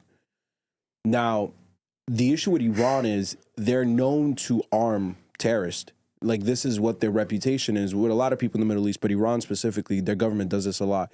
And there are a lot of radical groups in Iran. You not funding TSA, you having an improper screening system in place leaves you vulnerable to the people you've been bombing for the last month to lead out a terrorist attack against you. You are just giving it to them. Here's one of the... Okay, go on, my bad. I thought you ended. No, I'm good. Here's one of the ICE arrests. I think it was a lady. I want to say last night, actually. Or like, de madrugada. Like overnight. This is crazy. Leave her alone. What the hell are you doing? I hope you're so fucking proud of yourselves, you fucking assholes. You're on video now, too. Her daughter's crying on the side. Who is that random Asian guy? You fucking un-American pieces of shit. They look like the guy from Hangover real quick. Yeah, bro. What the fuck? Yo, but they don't even look like ICE. They don't look like ICE agents. Thank you. I was just about to say that. They look like pedestrians, just regular people. This guy looks like he works for Microsoft. I hope you're so fucking proud of yourselves, you fucking assholes. You're on video now, too. And it's crazy. I'm watching The Pit, right? That angle's crazy. In the new episode of The Pit, they did... The Pit's based off of ER, emergency room, hospital. And in The Pit, this new episode, there's an instance where this woman is captured by ICE. And she's injured. So ICE is like, hey, we have to get her actually checked medically before we take her in. Like, we can't do that. We have to. Can you guys help us out? Have her get checked. So these ICE agents bring this woman into the ER, and they're both masked up. While they're masked up, nurses start leaving. People in the waiting room start leaving because legally you could go to the ER. You could get checked even if you don't have document papers. If you're not documented, or documented. Yeah. If you're undocumented, you could get checked at the ER. Like, they have to legally check you at the ER. So people still go to the ER. But then if there's ICE agents, you're going to get scared to fucking be there and you start leaving. And it's like a real world example of stories of like this have happened. Yeah. And they're showing it in the show. And I'm watching. I'm like, damn, they did a good ass job with this show, that episode. They killed that shit. But this is the reality for a lot of people, man, where you're living your life now and you get to witness for you. You're forced to witness this happen right outside you. You're just taking a flight to go to work or go back home, and now you might see an ICE agent literally destroy someone's life right in front of you, little child crying, the trauma, but you have to just go about your day, you know? And people already deal with weird instances where, wasn't it you, Mar? Someone said recently to me where they came back from a trip and they got checked, the TSA check, and they got their phone taken away from them and everything. Not me. It's been really bad right now where a lot of people, if you're Spanish and you're traveling, they'll do that extra mile and they'll check you even extra. When I was coming back from Mexico, my brother, they did a like extra checking on him. Yeah. They like pulled him to the side. They had him go through another place instead of like with his kids and his wife. Yeah. They like held him up a little bit more, 100%. He would have thought we was Muslim and Arab. Yeah. No, it's a thing they too. did that with my brother. That's dead how they And be it's a doing thing them. too, like how Noel said it is scary, bro. Not everybody takes their job as serious. So you're seeing these lines almost 4 hours long and you're working that shit. Bro, who's to say that some of these people are just, yo, hurry up, come on, pass by. Bro, I'm telling you. Like, the alarm is going off, just good, you look clean.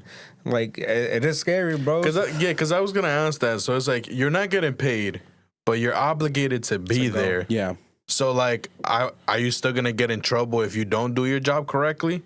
Who would enforce that? Probably not. But that's what I'm asking. All you gotta do is just meet the requirements, which is probably just be there. Because if I'm not getting fucking paid, bro, and I'm there, I'm telling people, bro, just fucking go. You know what I'm saying? That's my concern. I get ICE. That's dangerous. Yeah, I understand ICE is evil and it's wrong, and that's a big story. But the bigger story here is, I've never seen such a like vulnerable security situation in our country. Like, bro, at any moment, someone with a bomb can get right by there, and it is done. Literally, this country would go to hell. These white people will lose their minds if another freaking plane fell out of the sky. Listen, I'm not going anywhere flight related, like at all. The flights could be $1. I'm not gonna lie. Well, $1's tempting, bro. I don't know. $1's I have to. $1's That tempting. 4-hour line don't sound too bad, bro. $1's tempting. Spirit Airlines for $1. They blow me out the sky, bro. Fuck it. I'm a part of history, bro. For $1. $1. $1, nigga? Don't get me wrong.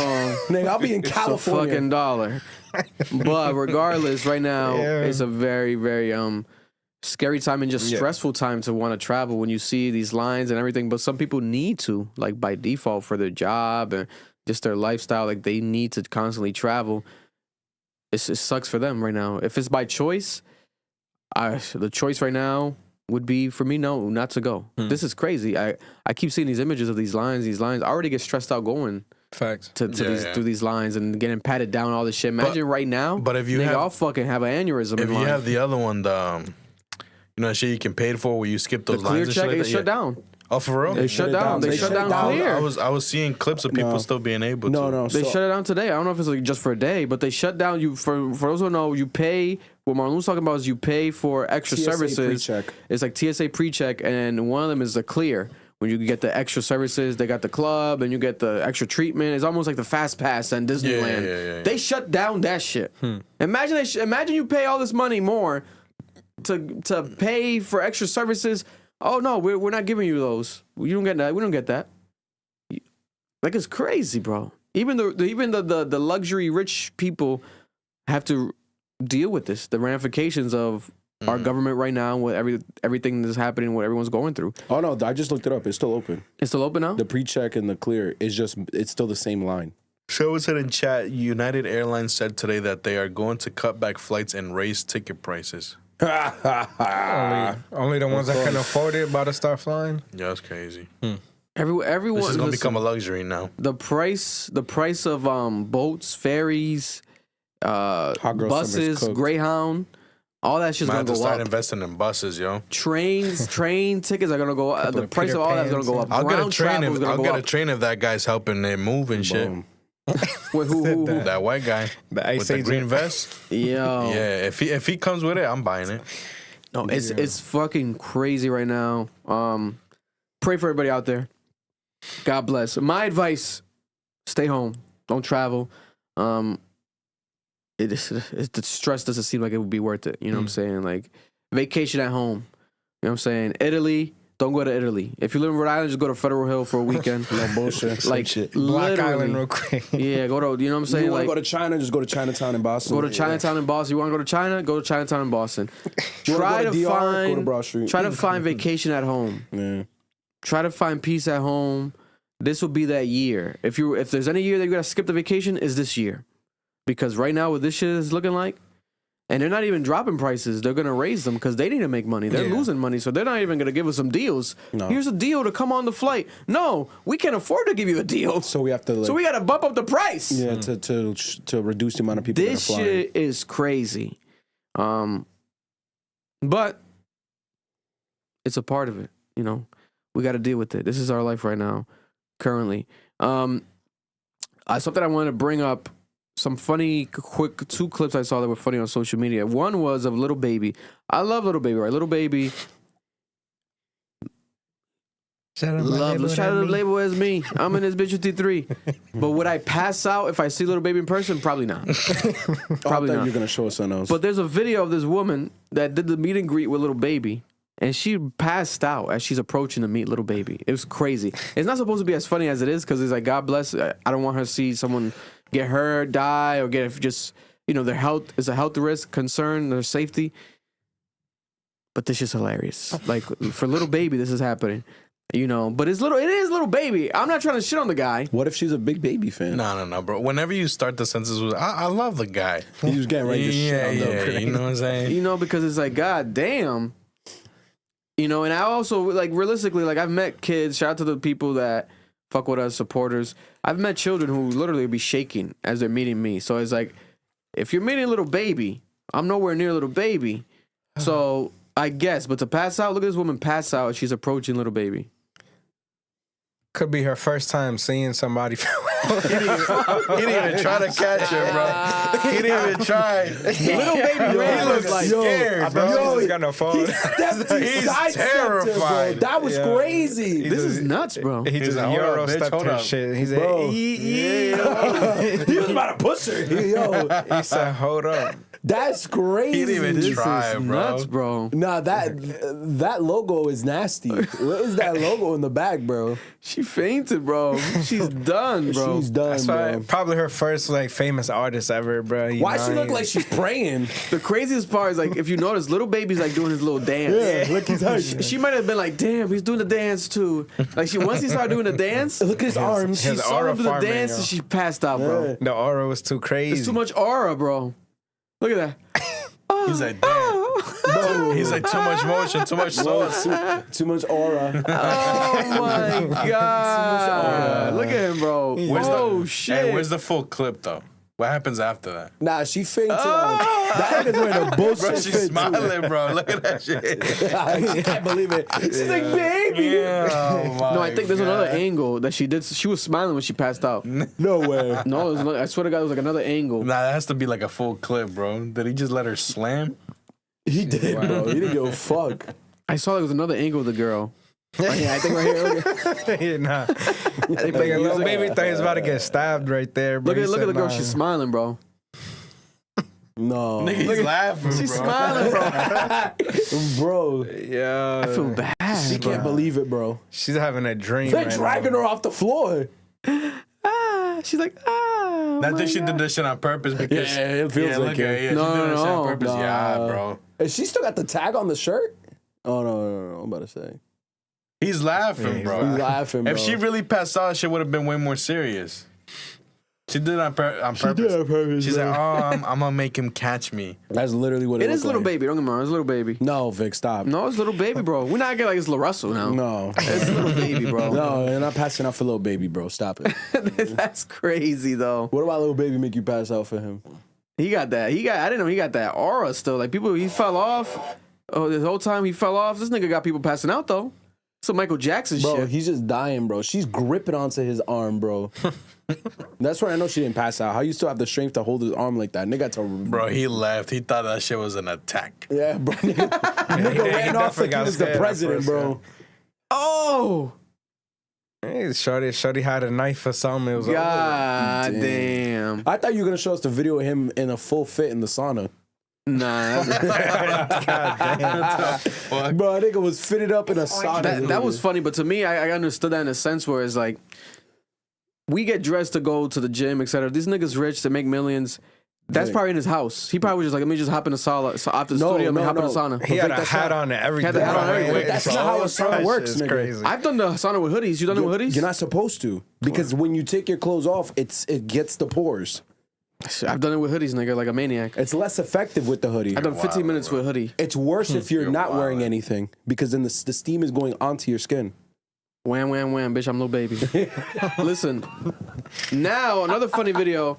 I've seen it all, right? Yeah. I thought the ICE agents at the airport was crazy and these lines, everything that's happening, right? But a lot of people are not paying attention to a bigger story. They have officially gentrified Morirsoñando. Morirsoñando, if you're Dominican, you understand Morirsoñando is when you combine the orange juice with the milk, right? That's how I've always known it as, Morirsoñando. But now it's on TikTok going viral as if they discovered the wheel again. Like, look at this. Oh, it's our turn. A creamsicle juice. They do this shit with every culture. Look at this. This orange creamsicle is about to... Oh, you guys can hear it? No. Yeah, we can hear it. It's playing out of this, though. We can hear it, though.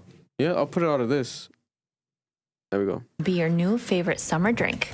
This orange creamsicle is about to be your new favorite summer drink. It's only 3 ingredients: fresh oranges, real dairy milk, and a little sugar. Just blend it and strain it. And we're using real dairy milk, which has natural electrolytes to keep you hydrated all summer long. Yes. Look at these white women. What is going on? That's Morirsoñando. That's not a creamsicle. A creamsicle is crazy. That's not a fucking creamsicle drink. Bro, they do this shit with every culture. Yeah. This is crazy, bro. And then they just smile in their shitty ass house. This is nuts, got the bro. oranges on the side. I don't like this. Nah, that looks like a shitty design, bro. I hate the interior design of the house, bro. Because if they added like their twist to it, like okay, what was the they twist? had no fucking twist. No, there's no twist. It's just basic shit. No, they took the whole recipe. You know how many times I've done that at home as a kid, like going to sleep at night? I'll put make a quick Morirsoñando. This is crazy, bro. They took that shit flow for flow, nigga, bar for bar. That's fucked up, nigga. Like a creamsicle. What the comments say? Well, add a little bit of dairy. She said it comes with electrolytes. They said this is actually very bad for you and will kill you in 48 hours. Make an orange creamsicle. Stop making orange creamsicle drinks right now. That nigga's definitely saying that just to be funny. And then people saying this is a typical Dominican drink. Thanks. Yeah, there's people just defending it. They gentrified Morirsoñando. A video of Marloon's dog crying real quick. You know what I'm saying? Nah, this is nuts, bro. Yeah, Dominicans have entered the chat. Bro, it's gentrified so Morirsoñando. Like, if you go on TikTok, there's a group of women, white women on TikTok, that just steal every freaking ethnic recipe and make it their own, bro. No, and you know how mad I'll be? But at the same time, not surprised if these motherfuckers get a bag now. Oh, no, yeah. If they get like a creamsicle, they make a creamsicle brand deal. And it sells outside of Dr. Target. Pepper or somebody like, hey, like you guys want to make a creamsicle flavor? Yeah. But because of this video you guys made, Morirsoñando's existed forever. Why is there no, what are we doing? That's it. She's branding that. A white person didn't make it, though. Creamsicle. Creamsicle is the orange popsicle? Yeah. Yeah. I love them shits. That shit is not good. So I guess that, but it's like... It doesn't taste the same, It don't taste like a Morirsoñando. Yeah, it doesn't taste the same. It's a fake virgin. Yeah. Like, that's not real orange. I thought she was going to freeze it. They really just made it. Drunk it. Shit got me heated, bro. They called it their own thing. Listen, this shit's fucked up, bro. This is a crisis. You know what we got to do? We have to steal white people's shit.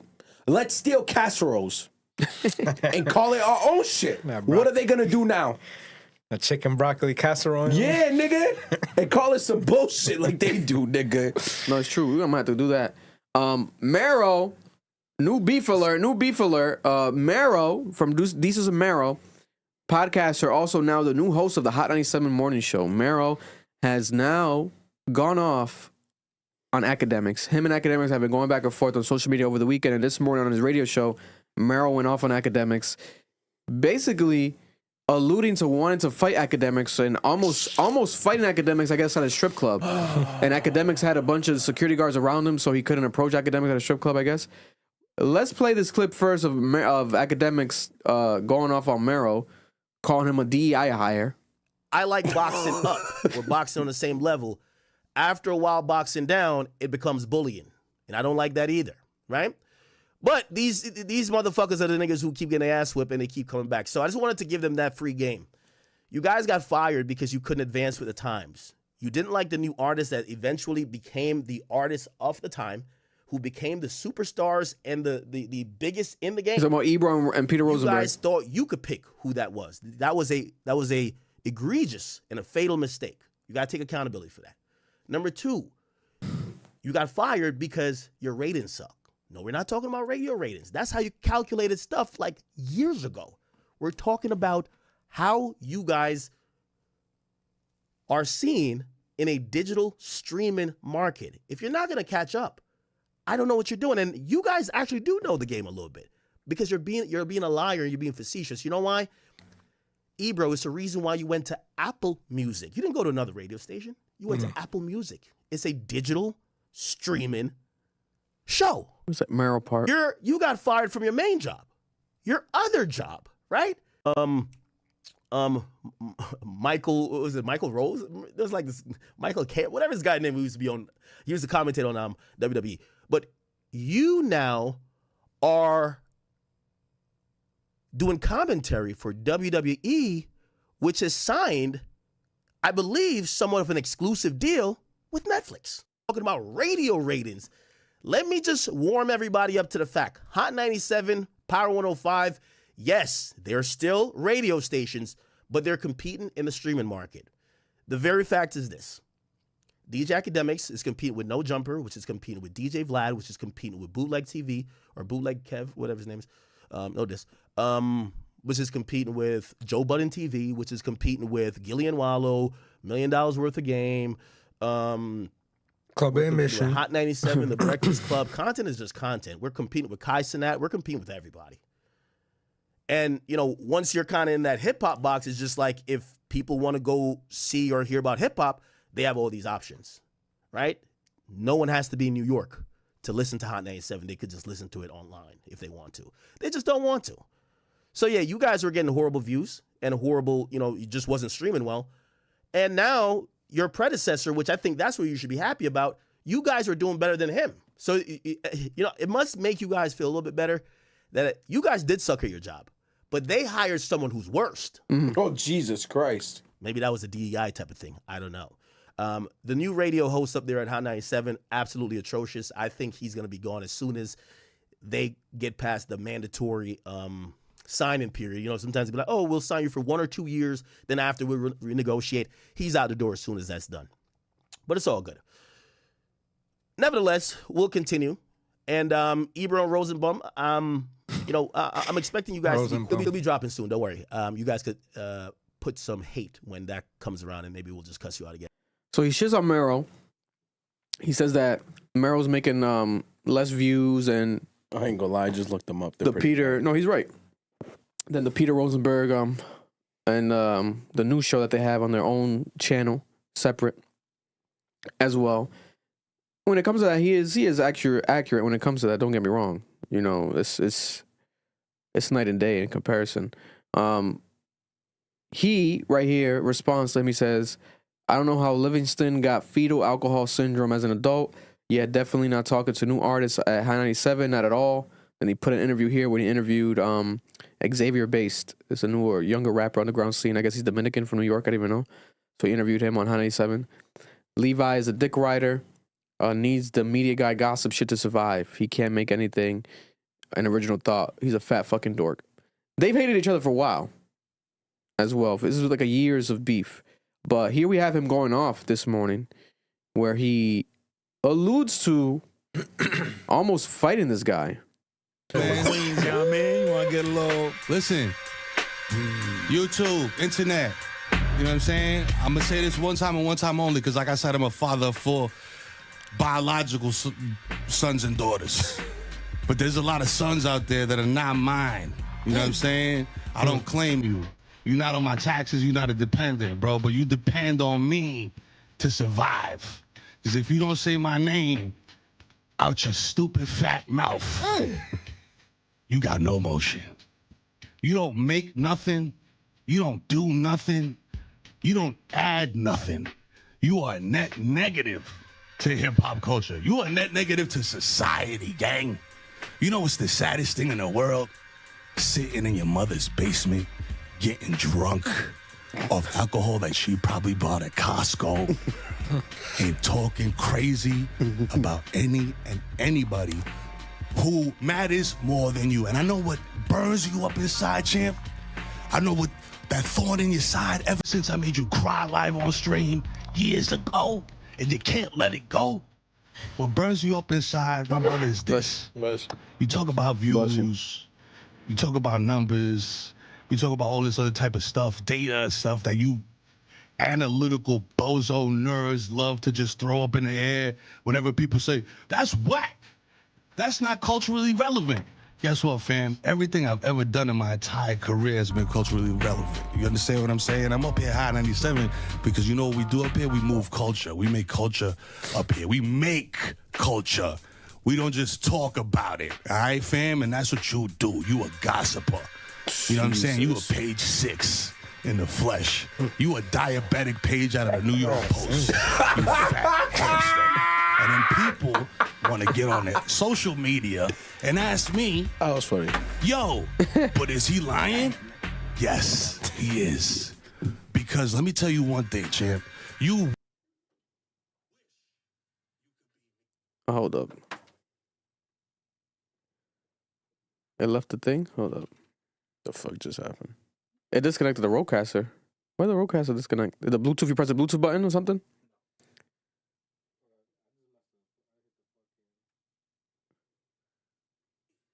It's not popping up again. Or did he pull the cable out maybe? That's weird. Let's see again. Okay, should be back now. Burns you up inside. You wish you could be us. Us. You know what I'm saying? And I'm not just speaking for myself. I'm speaking for Mia Bell. I'm speaking for Kaz. I'm speaking for Shiny Culture because you know what? When I sit down and talk to somebody, it's Denzel Washington. It's Barack Obama. Come on. You know what I'm saying? It's Matt Damon. You know what I'm saying? It's the names that mean something in the culture of entertainment. When you sit down with a diabetic Tekashi and a guy called Whack 100 and a guy he who hangs out right now. Project Courtyards yelling at windows. That's who you sit down with, champ. That's not what we do out here. Okay? He got a point. You see Mia Bell interview, you know it's popping. You know who she sit down with. You see Kaz interviewing somebody, bro, they probably in the Hall of Fame. You see Shiny interviewing somebody, that's somebody that's tearing it up worldwide. You understand what I'm saying? You see Cass One, he's in Tokyo. He's in Tokyo. You in your basement in Long Island. Maybe. Or maybe in Jersey, because nobody knows where you are. We need drones. Mossad can't find you. You know what I'm saying? And you don't want no smoke with nobody, especially me, fam, because let me tell you something right now. If it wasn't for them strip club bouncers that form a force field around you, you'd be food. You a 20-piece chicken nugget with sweet and sour sauce. All right? Let me tell you something. The last thing I'll say about you is that you a one-trick pony. You know how to do one thing, and that's exploit poverty, misery, and violence for your own monetary gain. He not wrong. All money is good money, but I'm good, daddy. You know what I'm saying? Shout out to my koi fish. Shout out to Crunchy Black. You know what I'm saying? Shout out to Derek Jeter. You feel me? Shout out to Aaron Judge and everybody else in the pond. Man, you done lit the chat up today, Mero. All right? So listen, y'all can clip this, do this, whatever. Ain't no way you can manipulate this video, gang. And Jay's giving me to wrap it up, so I'm going to wrap it up on this. My man, if you see me outside, put your head down and look at your shoelaces, all right? Whew. Boom, right? So he did that, and then for context, let me see if someone responded with it. There was a clip of him when he cried on stream years ago, talking about Desus and Mero. Akademiks was actually crying. This is not, he wasn't capping when he said that. Let me look it up right here. Akademiks crying. That nigga was spitting, bro. Think right here, yeah. This was during they spoke about on the show. This was when they were on Viceland. Y'all niggas got a problem. Whatever. What does really that mean? So that niggas, I don't really got time for that. So, and I know I might be getting a little bit emotional. I ain't gonna lie to y'all. Yeah, I can tell, pal. He said we can tell, pal. Your collar's wet. Oh man. And I know a lot of media niggas might be watching now. I've been making more money than y'all before y'all even signed to y'all companies. Wow. You heard his voice over? You know that shit ain't true. Yeah, nigga, I leave my ATM receipt in the ATM every time just so niggas get inspired. Let me hear that again. Your little now and later raps, nigga. Talk about it now. Hope you get it later.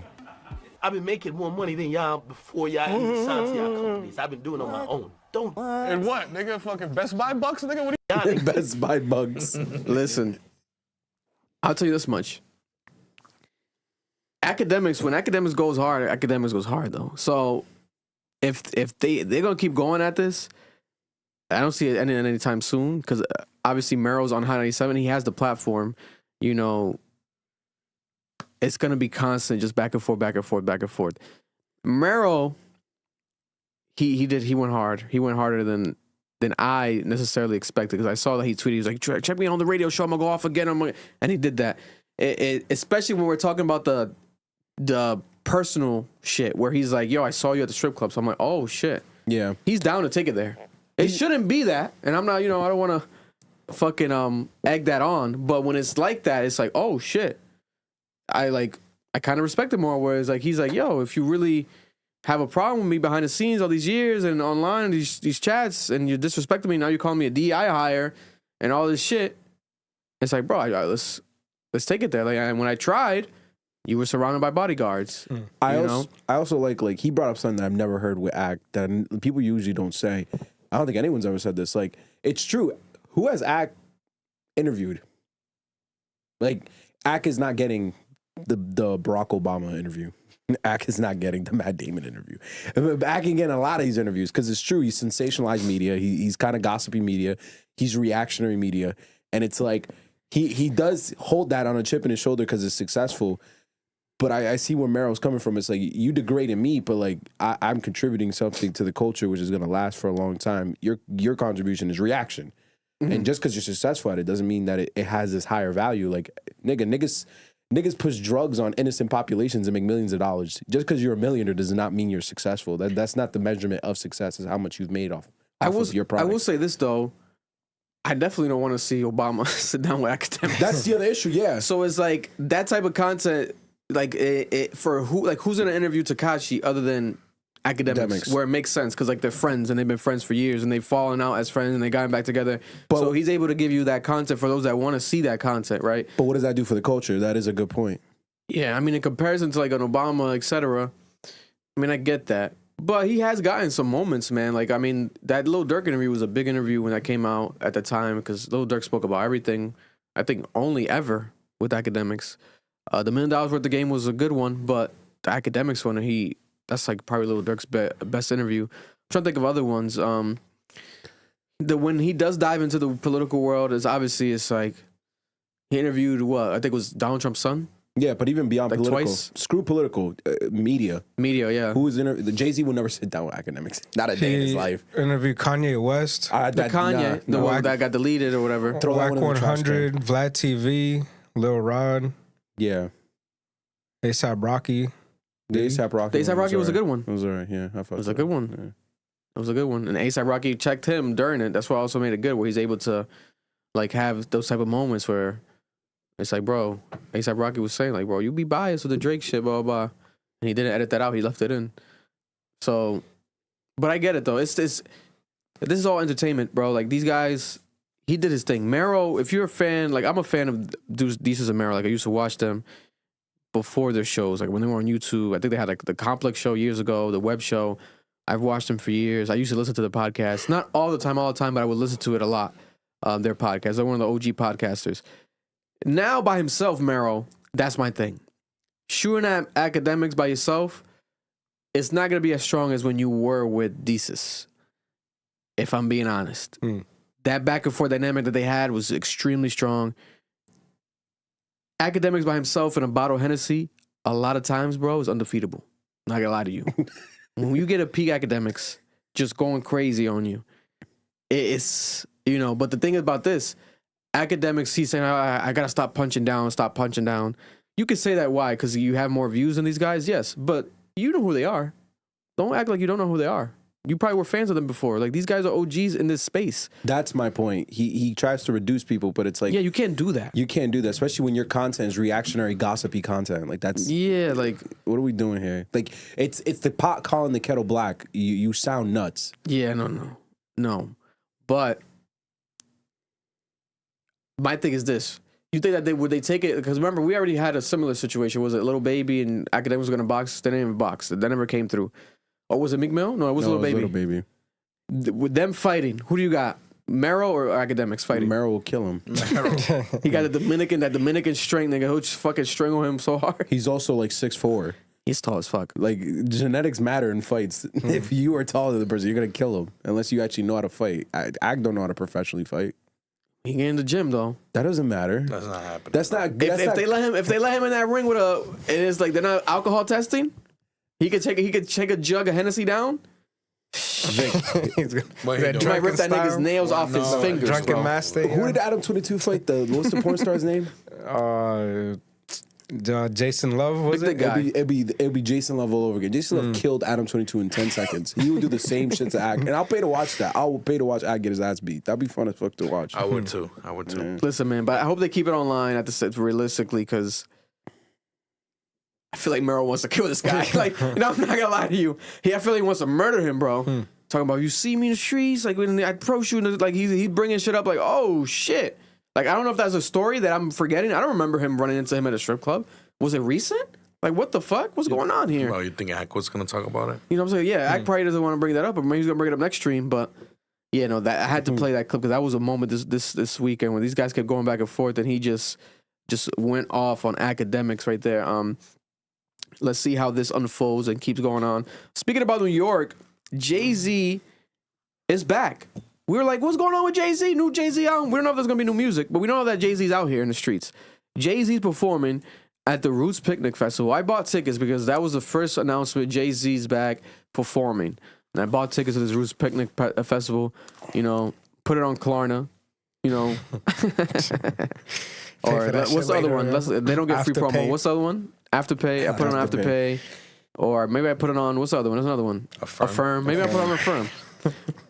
But I'm like, okay, this is going to be a moment. Got to capture this. But then another announcement. Jay-Z's back again. Another performance. And it's a double header. He's performing one day at the Yankee Stadium, the whole Reasonable Doubt album, 30-year anniversary. And then the following day, Blueprint, 25-year anniversary. It's like, damn, this is a historic moment to see this type of performance if you're a big Jay-Z fan. Like, I am a big Jay-Z fan. I would love to see both. If I had to pick one, because I saw the tickets today, right? I think the report was, let me read it out. There was like 800,000. I think 800,000 people in the queue trying to buy the tickets this morning. Today was pre-sales. Tomorrow's general sale. So if there's 800,000 people today trying to buy these tickets, tomorrow that shit's going to be cooked. Because tomorrow's the real deal day. Today was like the Citibank, a Citi card pre-sale. So if you don't have a Citi card, you couldn't even get the pre-sale access. And I saw tickets range from like the 300 and the bleachers to like 2,000, 2,500 up close. I'm like, Jesus Christ. I'm probably not gonna go. But if I had to pick, I would pick the Blueprint because it's more of a mainstream album. I want to see that live, and I want to see Eminem, Renegade on stage. And is he actually coming out? Say it again? Is he actually coming out? Well, they performed together, Renegade, at the anniversary I don't know if it was. I think it was the Blueprint anniversary, but they had a whole Yankee Stadium performance, Jay-Z and Eminem, where they performed Renegade years ago. So that's why I feel like they're gonna do it again, because it would just be iconic and symbolic to just nostalgia. Nostalgia sells. Why not have Eminem come out? And I don't think him and Eminem are beefing or anything. Eminem performed at the Super Bowl. And didn't someone say if Eminem doesn't perform, I'm not doing it or something? Or no, Eminem said if 50 Cent doesn't perform, I'm not doing it, right? The Super Bowl at that time. Like that, yeah. So you know what I'm saying? So Jay-Z probably respected that. Like, yo, right, you fuck with him. I don't fuck with him, but you fuck with him. Let's do it. You know what I'm saying? I think 50 Cent confirmed that in an interview, actually. Now I think about it with Big Boy. He spoke about that, like how he doesn't fuck with Jay, but then Eminem made the call. So I could see it in a world where Jay-Z and Eminem are cool, and then Eminem comes out, performs Renegade with him. That's what I want to see. Now, realistically, I'm gonna see if I can resell these Roots Picnics tickets and maybe try to get the Blueprint tickets to see him at Yankee Stadium. That would be the move for me. But I will say this: you're not trying to see Reasonable Doubt in Yankee Stadium. No, I don't want to see Reasonable Doubt live like I that. don't blame you. I would want to, if I see him, I want to see both. But if I gotta pick, I would pick the Blueprint. I would never watch Reasonable Doubt live at Yankee Stadium. I mean, I would watch it. My thing is maybe not at Yankee Stadium because it's so big, but I would love to see him perform that whole album live. In a more private venue. Yeah, more of a private venue. Not Yankee Stadium. Because I listened to it back on Sunday because I was like, I forgot some of these songs, and I'm like, hell no. Yeah. He's just rapping. There's no club songs. There's no lit songs. There's nothing you We can were also bring niggas born out in to. 98, guys, for reference. So? No, just to put it out there. I don't give a fuck. Yo, you old niggas with this elitist ass shit. Just because I was born in 98 don't mean I have to sit here and listen to a nigga rap for 4 minutes with no hook.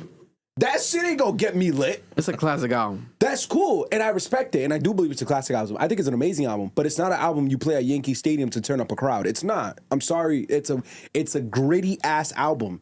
The majority of it is just drug music. Surrounded by drug the music. Evils. The Evils is my shit. I think that's the one that Kanye produced, the Evils. That's my shit.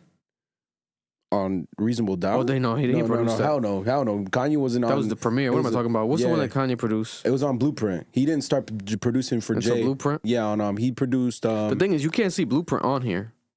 Yes, you can. Am I bugging? I always try to find it on the streaming. I can't find Blueprint. Yeah, it's on Apple Music. I have it. That I was listening to too. Yeah, I'll listen to Blueprint live because I'll tell you some of the songs right now. H to the Izzo is the one that Kanye produced. That was one of the first Jay-Z songs he ever produced. I know Jay-Z took his music off streaming one time and then brought it back. Yeah. Like, bro, Takeover, Izzo, Girls, You Don't Know. I'll even listen to Song Cry at Yankee Stadium. You don't know what we do. Renegade. Like, bro, there's... Nah, nigga, stop it, please. I'm not listening to Reasonable Doubt at Yankee Stadium, bro. I'll listen to Blueprint any other day, bro. You know, yeah, Kanye did Izzo. H to the Izzo. No. But then that's my thing. Is there any Kanye presence at all? Nick, they're friends. Y'all, they made up. Think so? Hell yeah! Because Kanye might have to come out for the Blueprint. I'm going to tell you why they made up. I don't think he'll come out. I think he's going to do the Super Bowl. Jay-Z's about money, bro. And if Kanye's actually on medication, Jay-Z will squash it for the moment. How about Jay-Z doing the Super Bowl? He'd have to do it with Kanye. Because before Kendrick did the Super Bowl, we got the pop out, right? Yeah. So that I feel like this could be that. Like, I perform at the Yankee Stadium 2 nights in a row, sold out. You guys see what I could do. I'm the fucking Rock Nation. I want to do the Super Bowl, and then bring out Kanye during the Super Bowl. Because I'm going to tell you right now, Jay-Z has no business performing the Super Bowl by himself. He has to bring out Kanye and Rihanna. He has to. Yeah. Because this is what people forget. I was going through his discography over the weekend. A lot of his major, like, mainstream hits, they're Kanye and Rihanna songs. Oh, no, yeah. It's features. A lot of features shit. A lot of features. I think that's why a lot of people... especially if that run that he was doing, you compare it to the Drake run a lot of times because it was like he would get on hot shit a lot. Mm-hmm. People were hot, he would get on the hot shit. Just like Drake, he would get on the hot shit. But it was Hove, and people look at it differently. It's a different era. But there's a lot of similarities there in just getting on the hot shit and just working with the hot artists and, you know, getting that cosign and just working together, collaborating, which is nothing wrong with it. It's a beautiful thing. But he would have to definitely bring out at least Beyonce. And she already did the Super Bowl, but she's coming out with him. Drunk in Love, maybe. Like, what? They have so many options. Yeah. I think at least Drunk in Love. But I could see that happening. But I'm excited just to see him back outside. I think that there's definitely gonna be some music coming though, new music. But then I don't know how it works. Like probably not soon. Maybe after these performances, because the Roots picnic. What are you gonna do there? The old shit, all the classics, right? Probably just not the no new classics. shit. No, just the classics. So maybe I'm better off going to the Roots picnic because I'll be able to see both or everything. Now that I think about it. If you go to Roots, you're gonna be able to see everything. Like shit from Blueprint 3, shit from probably maybe even 444, like mad shit. I think, let me look at it right here. I have it right here. So I think it's July. Yo, this nigga Vic will kill himself if he ends up going to Yankee Stadium instead of the Roots, and he brings out Kanye West to the Roots. July 10th. Yo, Vic will hate his life. And July 11th, Jay-Z at Yankee Stadium. Back to back. That's crazy. 800,000 people this morning in the queue on Ticketmaster trying to buy the tickets. Yeah, no, that's in the middle of the summer. May, June, July. Between that is a month gap. The Roots picnic and these performances. Did something happen in between? I don't fucking know. I think that something's gonna happen though. I'm excited though because at the same time, I actually think something else is. What else could happen after that? Like a tour maybe with the new album? Because I don't know what. I don't Maybe think he's touring at this Coachella's age. already at that point is happening. He's not doing Coachella. I don't see Jay-Z doing Rolling Loud. I don't see Jay-Z touring at 60. I don't think he has the breath control to be able to handle it. Has he done? Nah, stop. At 60? He has That nigga running that treadmill, bro. Yo, He probably doing that. What's that shit? The expensive shit called? yo, The expensive treadmill? What's it called? are we just gonna lie on mics? Peloton. Peloton. That nigga Pelotoning like a motherfucker. Yeah, we're lying on mics. I hear it. Nah, We're that lying nigga on mics. Peloton. Well, he does jogging with the billionaires in the street. That's cool. You're not doing a lot. You're not doing an international tour at 60. That's mad work. Nah, his breath control is crazy. Pause. At 60? Live, bro. He Nigga's can still, a monster, he can bro. still tour though. Like, he can still Jay-Z's do a it. monster, bro. Yo, do you not know how like extensive a tour is? Like at 60? That Probably- nigga's heart might give out. Probably won't go like crazy with the dates. Probably be like a cool like 10 dates. 10 cities, maybe. Yeah. 2 weeks in between the events, bro. Shit. Yo. Fucking, speaking of also legendary rappers, The Game has gone viral because The Game, the same way he says Red Rose was a Red Rose white ceiling. Red Rose, he white repeats the ceilings. freestyles. The Game repeats the way he flirts with women online. I support this. Back to back. I support this. A bunch of women have gone online to reveal that The Game has repeatedly told them the same thing. And he would DM these women saying things like D3, F3, F3. And it's like vending machine codes. So he would say F3. They'll be like, what? And he'll be like, oh shit, my bad. I saw a snack and thought that this was a vending machine. And that would be the way that the pickup game, that's the pickup line. That's the way he does it. These women were posting this, going crazy. I couldn't believe it, but at the same time, I'm like, wait a minute. If you're doing something multiple times, then it worked. It's because it's worked. That's my question. Because when you look at the screenshots, they specifically leave out the bottom. Did he beat? Did he beat? Did it work? It don't matter how many times he's done it. And it was girls revealing it after they saw it go viral. They checked their DMs, and then the request, it was him saying the same thing. One girl liked it. One girl liked the snack machine part. So guess what she did after? She was like, oh my God. I'm a snack. Thank you. Listen, like, he cracked, bro. That corny shit works, bro. That corny, funny shit works. I mean, yeah.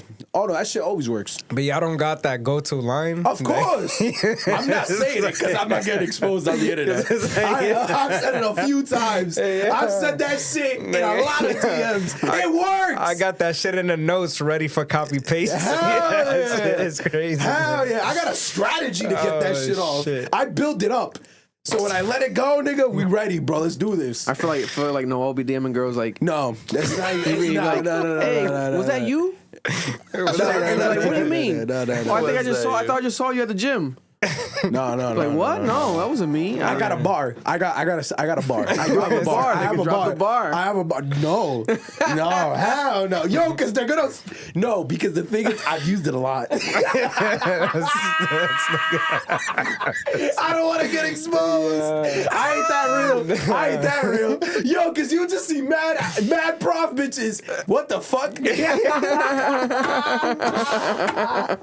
No, I respect it, bro. Yo, if it works, don't fix. You don't got fix. Was not broken, yo. If it's not broken, don't fix it. That's it. Man, another legendary artist who has performed at the Super Bowl as well. Justin Timberlake over the weekend, remember, Justin Timberlake told the police he did not want the body cam footage being released of his arrest when he got arrested a while back, right, for DUI, drunk driving. Too bad, Justin Timberlake. The footage is out now and is completely viral, and I can see why he didn't want the footage to be released. Mainly because I see all these Britney Spears fans using these clips and these videos and just trashing Justin Timberlake. When you look at these clips, I'm going to play some clips behind us, and it's just crazy, just viral moments of him back-to-back being belligerently drunk. At one point telling the officer, the officer's like, "What are you doing here?" And he's like, I'm on a world tour. I'm on a world tour. He's like, "What does it mean? What do you mean? Who are you? Like, what does a world tour mean?" And he's like, he was almost, I felt like obviously he was drunk, but it almost came off like he was surprised that the officer didn't recognize that he was Justin Timberlake, right? That's the vibe. I'll put it behind us, that way people could see some of the clips that these Britney Spears fans have been posting back to back like crazy. This is one of them right here where he was already inside after being taken into custody, and he made a joke about his race.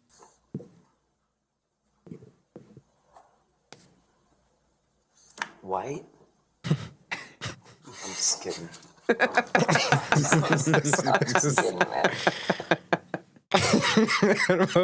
thought he was Jack Harlow real quick. This nigga just White? Like, because they put his race as white, so he was like, white?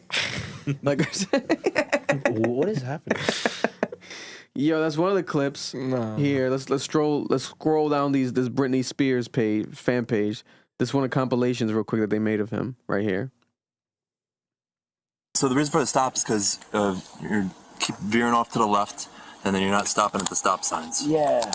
Sorry about that. He looks like he's on your vehicle. Whose vehicle is it? Yeah, it's just a rental. It's a rental? Okay. Do you have any registration with it? Do you know if they can put it in the glove box? Let me check. What are you visiting? Yeah, I'm on tour. What are you doing? I'm on a world tour.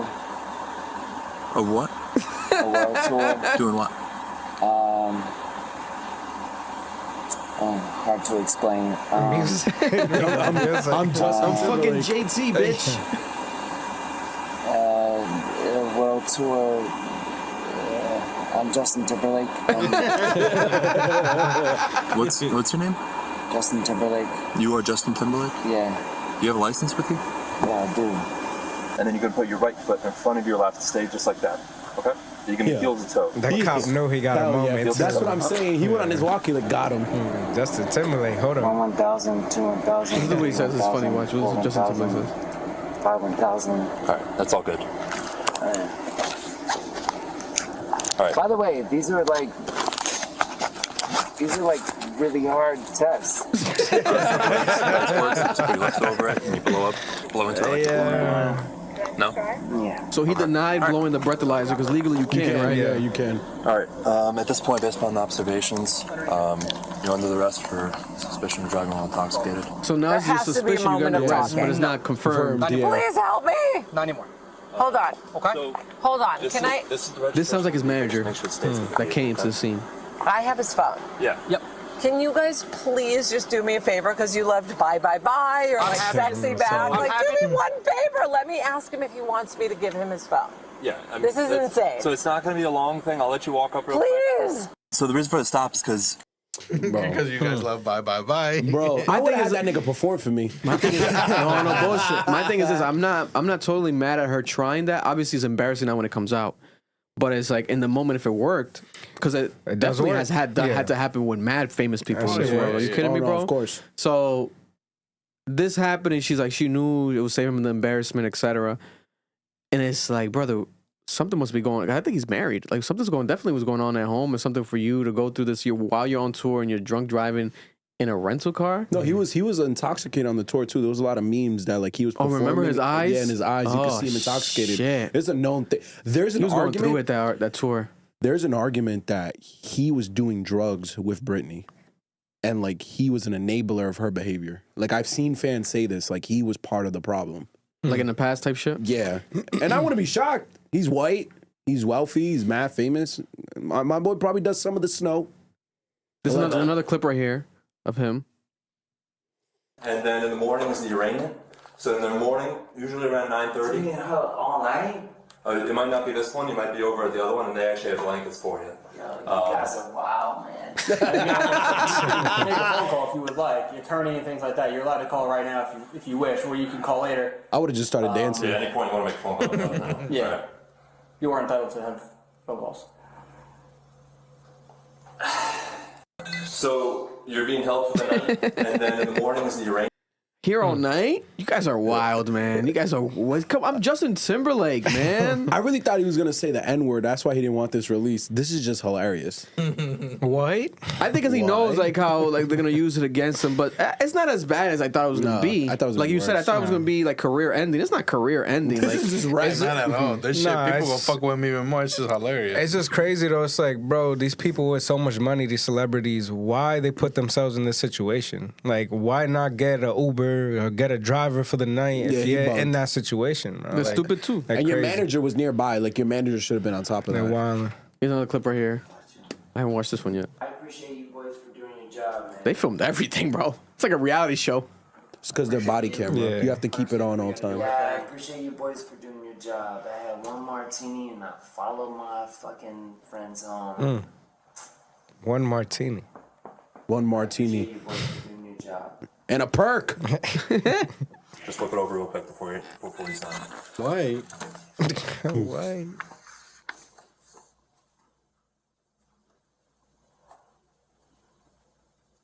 White? It's the comedic timing. I'm just kidding, man. So you're This being is held just a for the night. compilation. Yeah. So then we have Justin Timberlake. Listen, He's hilarious. drunk driving aside, Justin Timberlake seems like a good time. Like, you know what I'm saying? Like, you Like can a party. great drunk It guy. seems like somebody you could party with. Yeah. Right? Just take his fucking keys away. Right? Don't let him rent a car and take his fucking keys away. But he seems like someone, he's a partier. Those cops are lame. If I see you was that cool, bro, take them cuffs off. Let's go to a bar.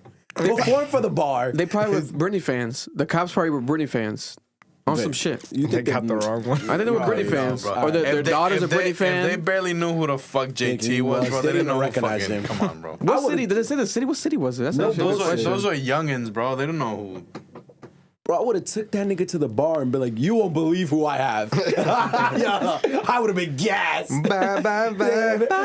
I would have told the waitress, yo, put on this track right now. You won't believe who's in my car right now, bro. I'm bringing that nigga to my house. He's performing in my kitchen. Going crazy, nigga. What is you talking about, bro? Give me a live show, nigga. There was let me see, Drunk on Tour. Speaking about tours too, with the super chat. Oh, yeah. NFR out of context with the 5. Speaking of tours, I saw Peso Pluma last Saturday, VIP. Hope that was MNG. amazing, my brother. Amazing tour, brought out YG and Los Tucanes de Tijuana. That's dope, bro. I'm happy you got to see YG that. tapping in with the Mexicans too. Nah, you know, yeah, shit. he's made albums and songs that like have like Mexican Spanish vibes. That's dope. That tour must have been crazy fire. for real. That's fire. So this is Justin Timberlake on tour. This went viral in the past when he got posted by a fan a year ago. I feel like it's over a year ago at this point. Yeah, 2 years ago, actually. 2 years ago. 2 summers ago. That's what I was talking about. And Justin Timberlake's eyes were bloodshot red. He's definitely on drugs. Yeah, you could tell. See, that's crazy. Probably did a couple lines in the back before and shit. Yeah, no, he was tweaking. going through it, bro. Oh, and this is the drunk driving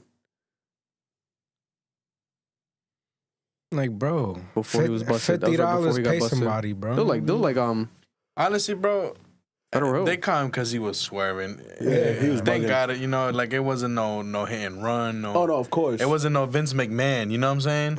Y'all saw that McMahon. shit?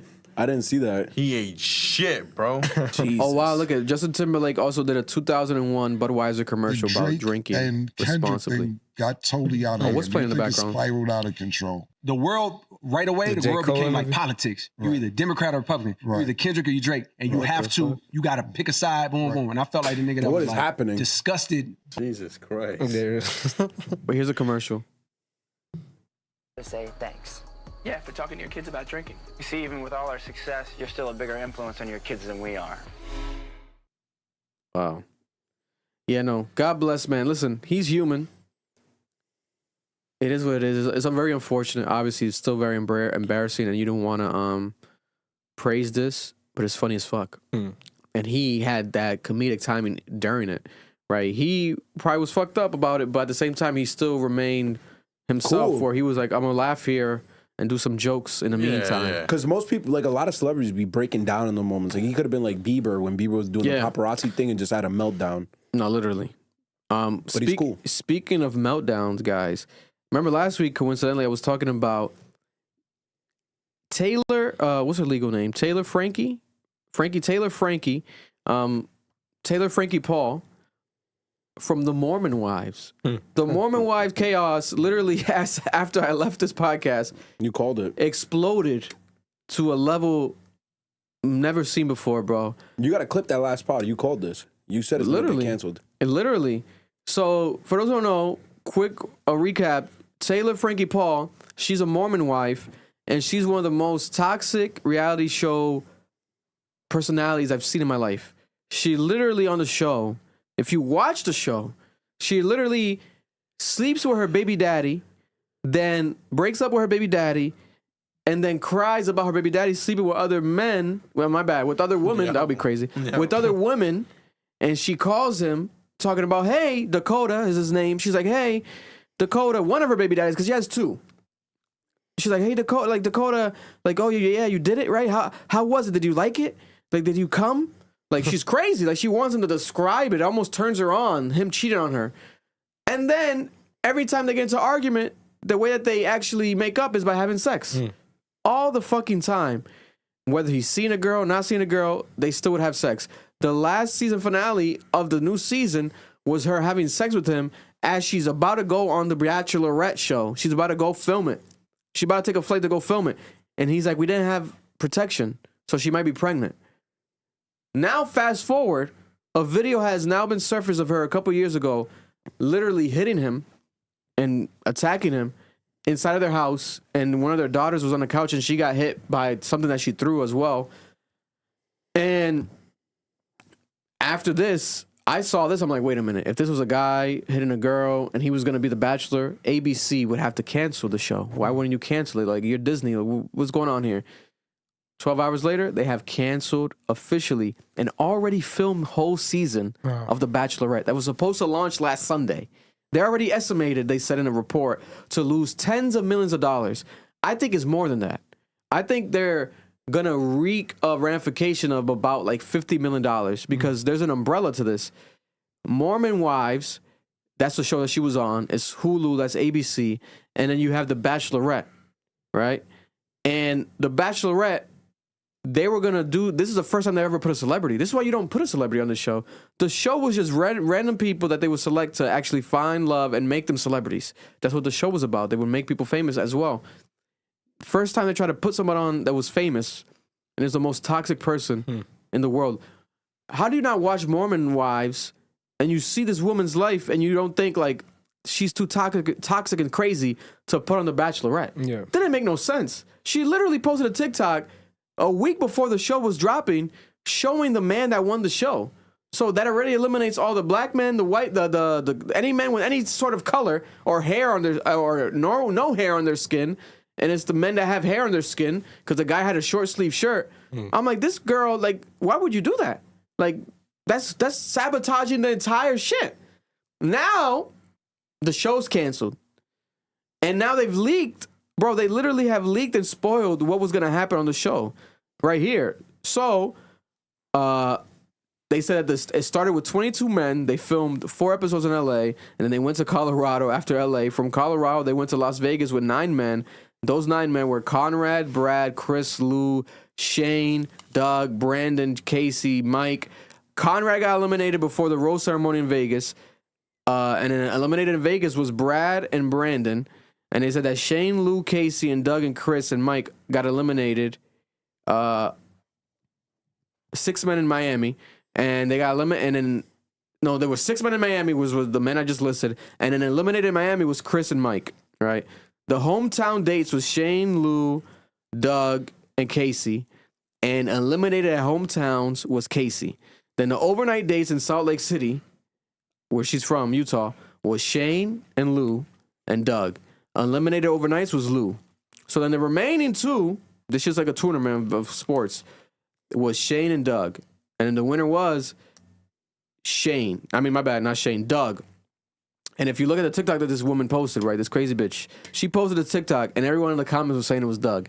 They have now leaked and spoiled the whole season, and they showed that in the breakdown that it was actually this man, Doug. Crazy. The own show leaked it? Like they well, the script? I don't think it was the own show. It might have been though. Actually, it might have been like producers on some shit. But they leaked it. They leaked the breakdown. That's no videos yet. Supposedly these men are contracted for like the year. So I don't know how that works. They probably can't do no interviews. Imagine going on this show. You think your life's gonna change. Like I was able to be on The Bachelorette, the biggest show on ABC, one of the biggest reality shows of all time. You think your life's gonna change and you're gonna get these big brand deals. And this woman ruined everything for everybody. Like, there's so many different entities now being affected directly. And I think also, Mormon wives, I think, is cooked.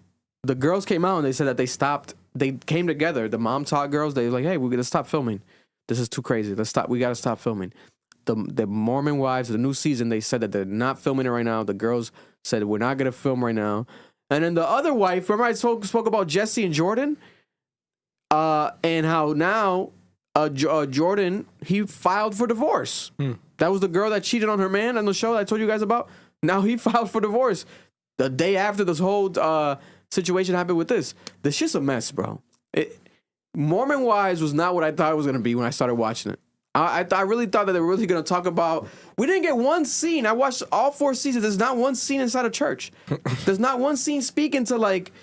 people about the religion, nothing. So they just threw Mormon in front of it? They just threw Mormon on it, and they're branding Mormons, and it's like, it's all about how so much they're not Mormons. It's insane, bro. It's literally insane.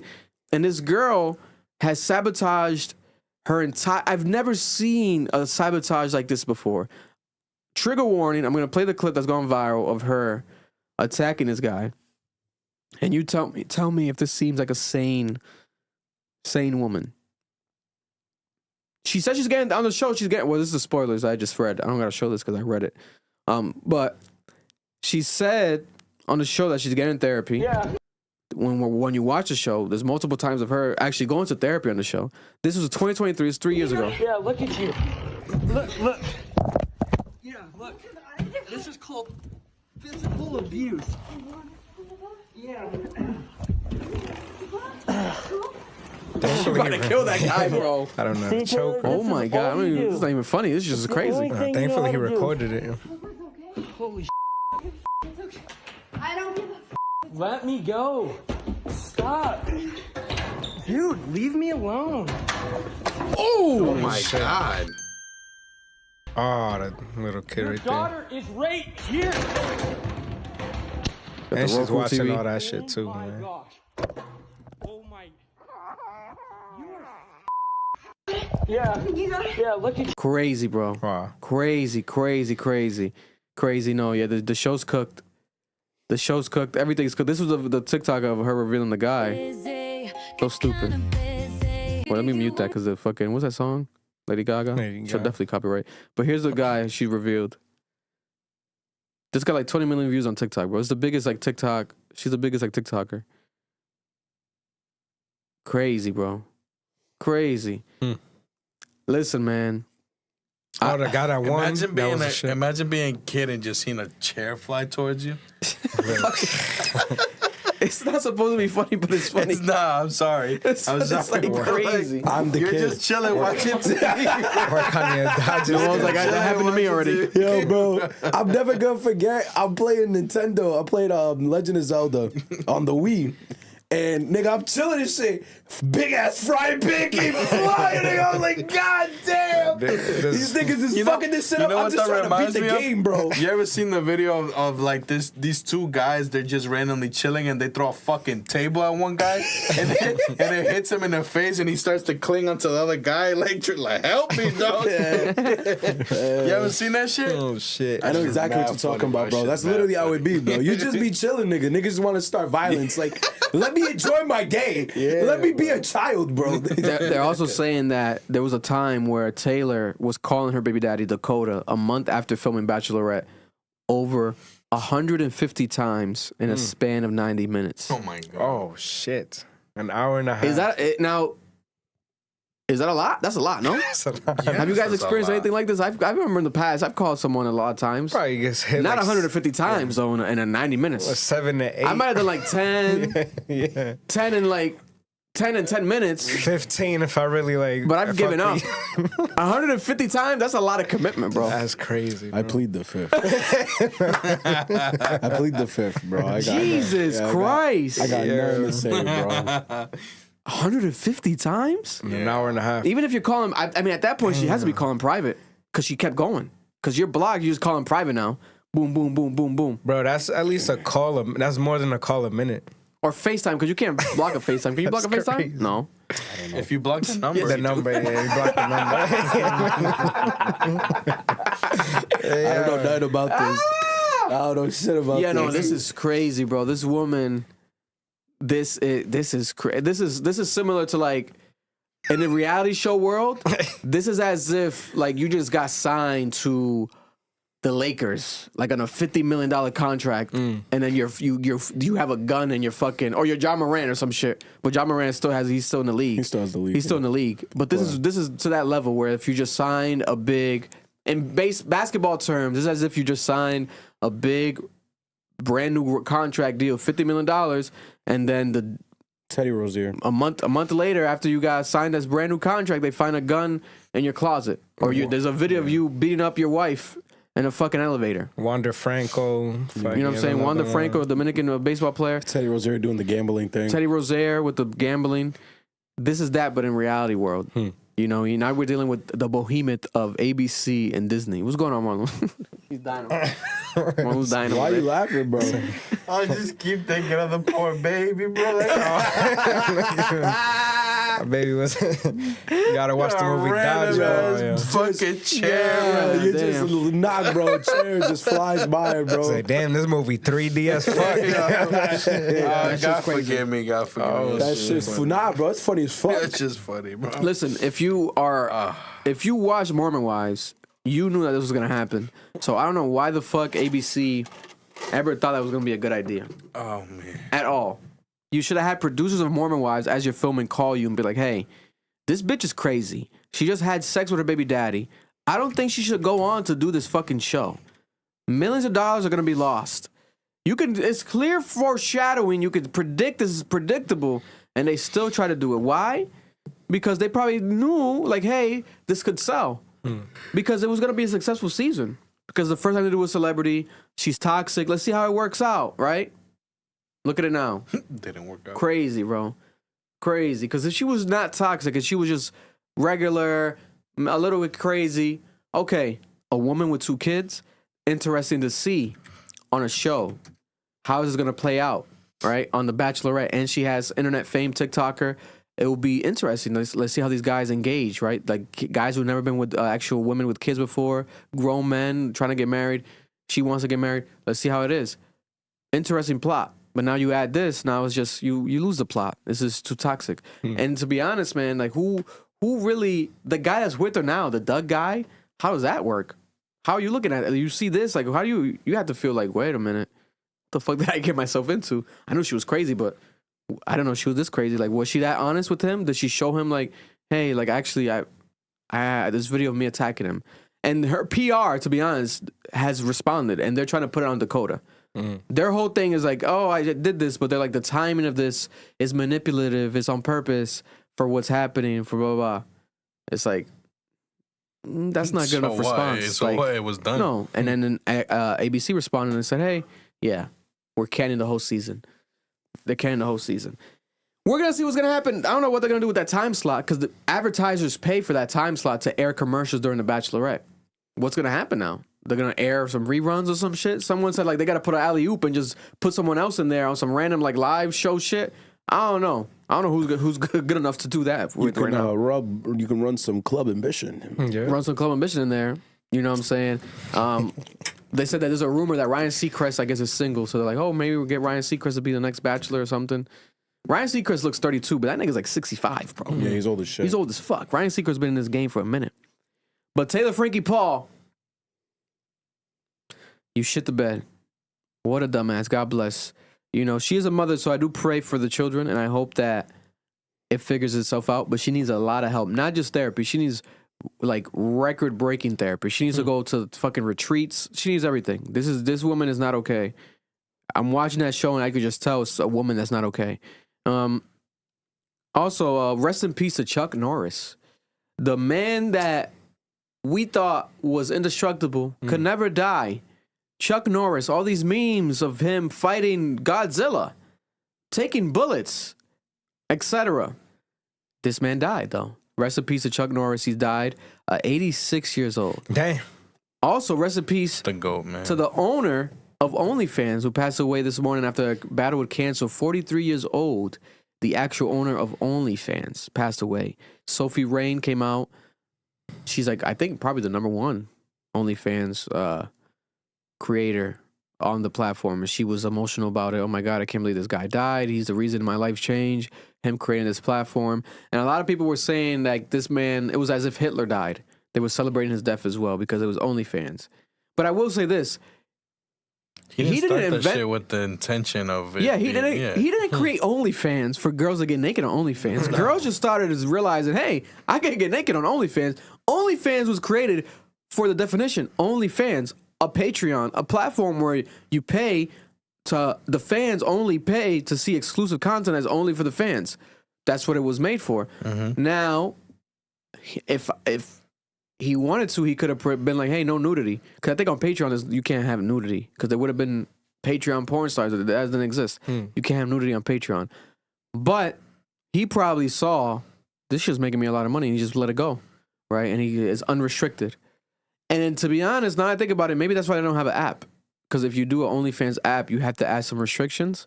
Because you got, bro, what? There's enough. Think about a platform like that is as that successful as OnlyFans that has no app. It doesn't exist. Everyone has an app. There's no OnlyFans app to this day. Why would you want that? Because it just makes perfect sense. Why would you want that? Have you gone on OnlyFans? Why would you want that? Easy access. Well, I would say, not me, but any user would want it. Because when you go on the OnlyFans website, the interface is horrible. The using of the app is horrible. The DM, the whole everything. When you play with the app, is just awful. How you know that? How do you know that? Well, I experiment. I do my research. It would make perfect sense to do a dope ass app. You have all the money. Why would you want the app though on your phone for people to see? This is easy access. There's no porn apps either. This is. There's porn apps? There's a porn app for every app. No, for there's porn apps. Yeah, Mar. But who would download a porn app? We're trying to act dumb over here, bro. There's no porn apps. I'm not There's no porn apps. You know there's porn apps. So you know there's porn apps. Bro. What porn app? What porn app? Every. I think porn apps. I can't lie. I'm with Marloon. I didn't think they had this shit out What there you're too. seeing is when people pin it to their fucking thing. There's no Stop the porn. cap. There's no porn apps. No. There's no I porn looked at apps. porn in the app store. It does not pop up. Yeah, There's no porn apps, bro. There's no porn apps? Not that I've seen. Nah, You can pin like a site. I've seen Pornhub apps. Yes, people pin the site to their main page. I don't see none on There's here. no porn apps. I look up adult. There's no porn apps. There's no porn apps. I don't think I've seen that. There's no porn. You can pin a website to your homepage, whatever the fuck it's called. Okay. Like you know when you create like a shortcut, Marloon's right, like a guys. computer. He is right. Yeah. What's that big platform? Brazzers? Let me see. Brazzers. Because I'm gonna be real with you, Vic. No. Why would you want that? I'm surprised they're not. But why would you want that? It's a eureka moment for me. I did not know that. But why would Epiphany. you want that? I mean, nowadays it wouldn't matter because like for example, like iPhones allow you to like hide apps and shit like that. So it wouldn't even matter because obviously you don't want people to see that you have that shit there. If you have an OnlyFans or a Pornhub, you're a degenerate. But then again, bro. But then again, there's some people that don't care because we know someone that we've caught him every single time they open Safari is the main shit that pops up. You know what I'm saying? On the private browser. There's some motherfuckers that really don't care. You know what I'm saying? But like that's what I'm saying. I don't think that nigga would get an app though, bro. I'm no bullshit. If I have your phone in my hand and I see you have an OnlyFans or a porn app, I'm never touching your phone again. I'm ending our friendship right and there. just know that me slapped that screen once, bro. Oh, and you're holding it. They ain't even wipe that shit. Yeah, that's just so crazy, bro. One of the things I hate the most about porn is like when you see like the video pops up and it has like the 18-year-old girl shit, that should be so weird to me, bro. It'd be so like the weird. youngest shit. No, yeah, it's Because most of the pedophilia. time they're probably not even 18, but like they just label it that to get those people that want the young girls to watch that shit. Sometimes they are. Pornhub has been, they got into 'Cause you lawsuits can because they put be 18, young right? women. No, they put women younger than 18. They've had that issue before. Oh yeah, I remember that. What's her name? Talked about that. Mia Khalifa. Yeah, they've done it before. They've had lawsuits over it. Nasty. But rest in peace, the owner of OF. Congratulations. Let me play some actual applause for Latto. Latto's pregnant. Latto confirms she's pregnant. She has a brand new song called Business and Personal, and she confirms that she's pregnant with 21 Savage's baby. She doesn't say 21 Savage, but in the video, you can clearly see 21 Savage's hand, because who else has a pistol tattooed on his hand? It's 21 Savage. And they've been reported to be together for a while, but then 21 Savage has a wife.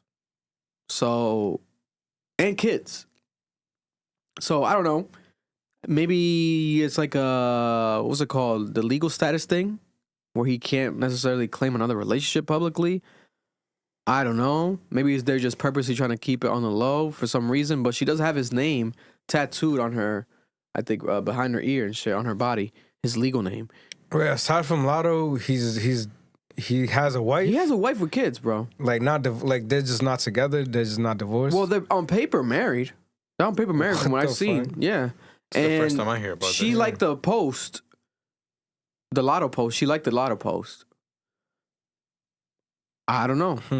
But yeah, it was spoken about remember when this whole thing came out about his identity, or not his identity, his legal status, his citizenship and shit. That's what came out about his wife and all that stuff. Yeah, I think that's why he can't publicly claim hers, because he's still legally married to another woman. That's what I think it is. Wow. Yeah.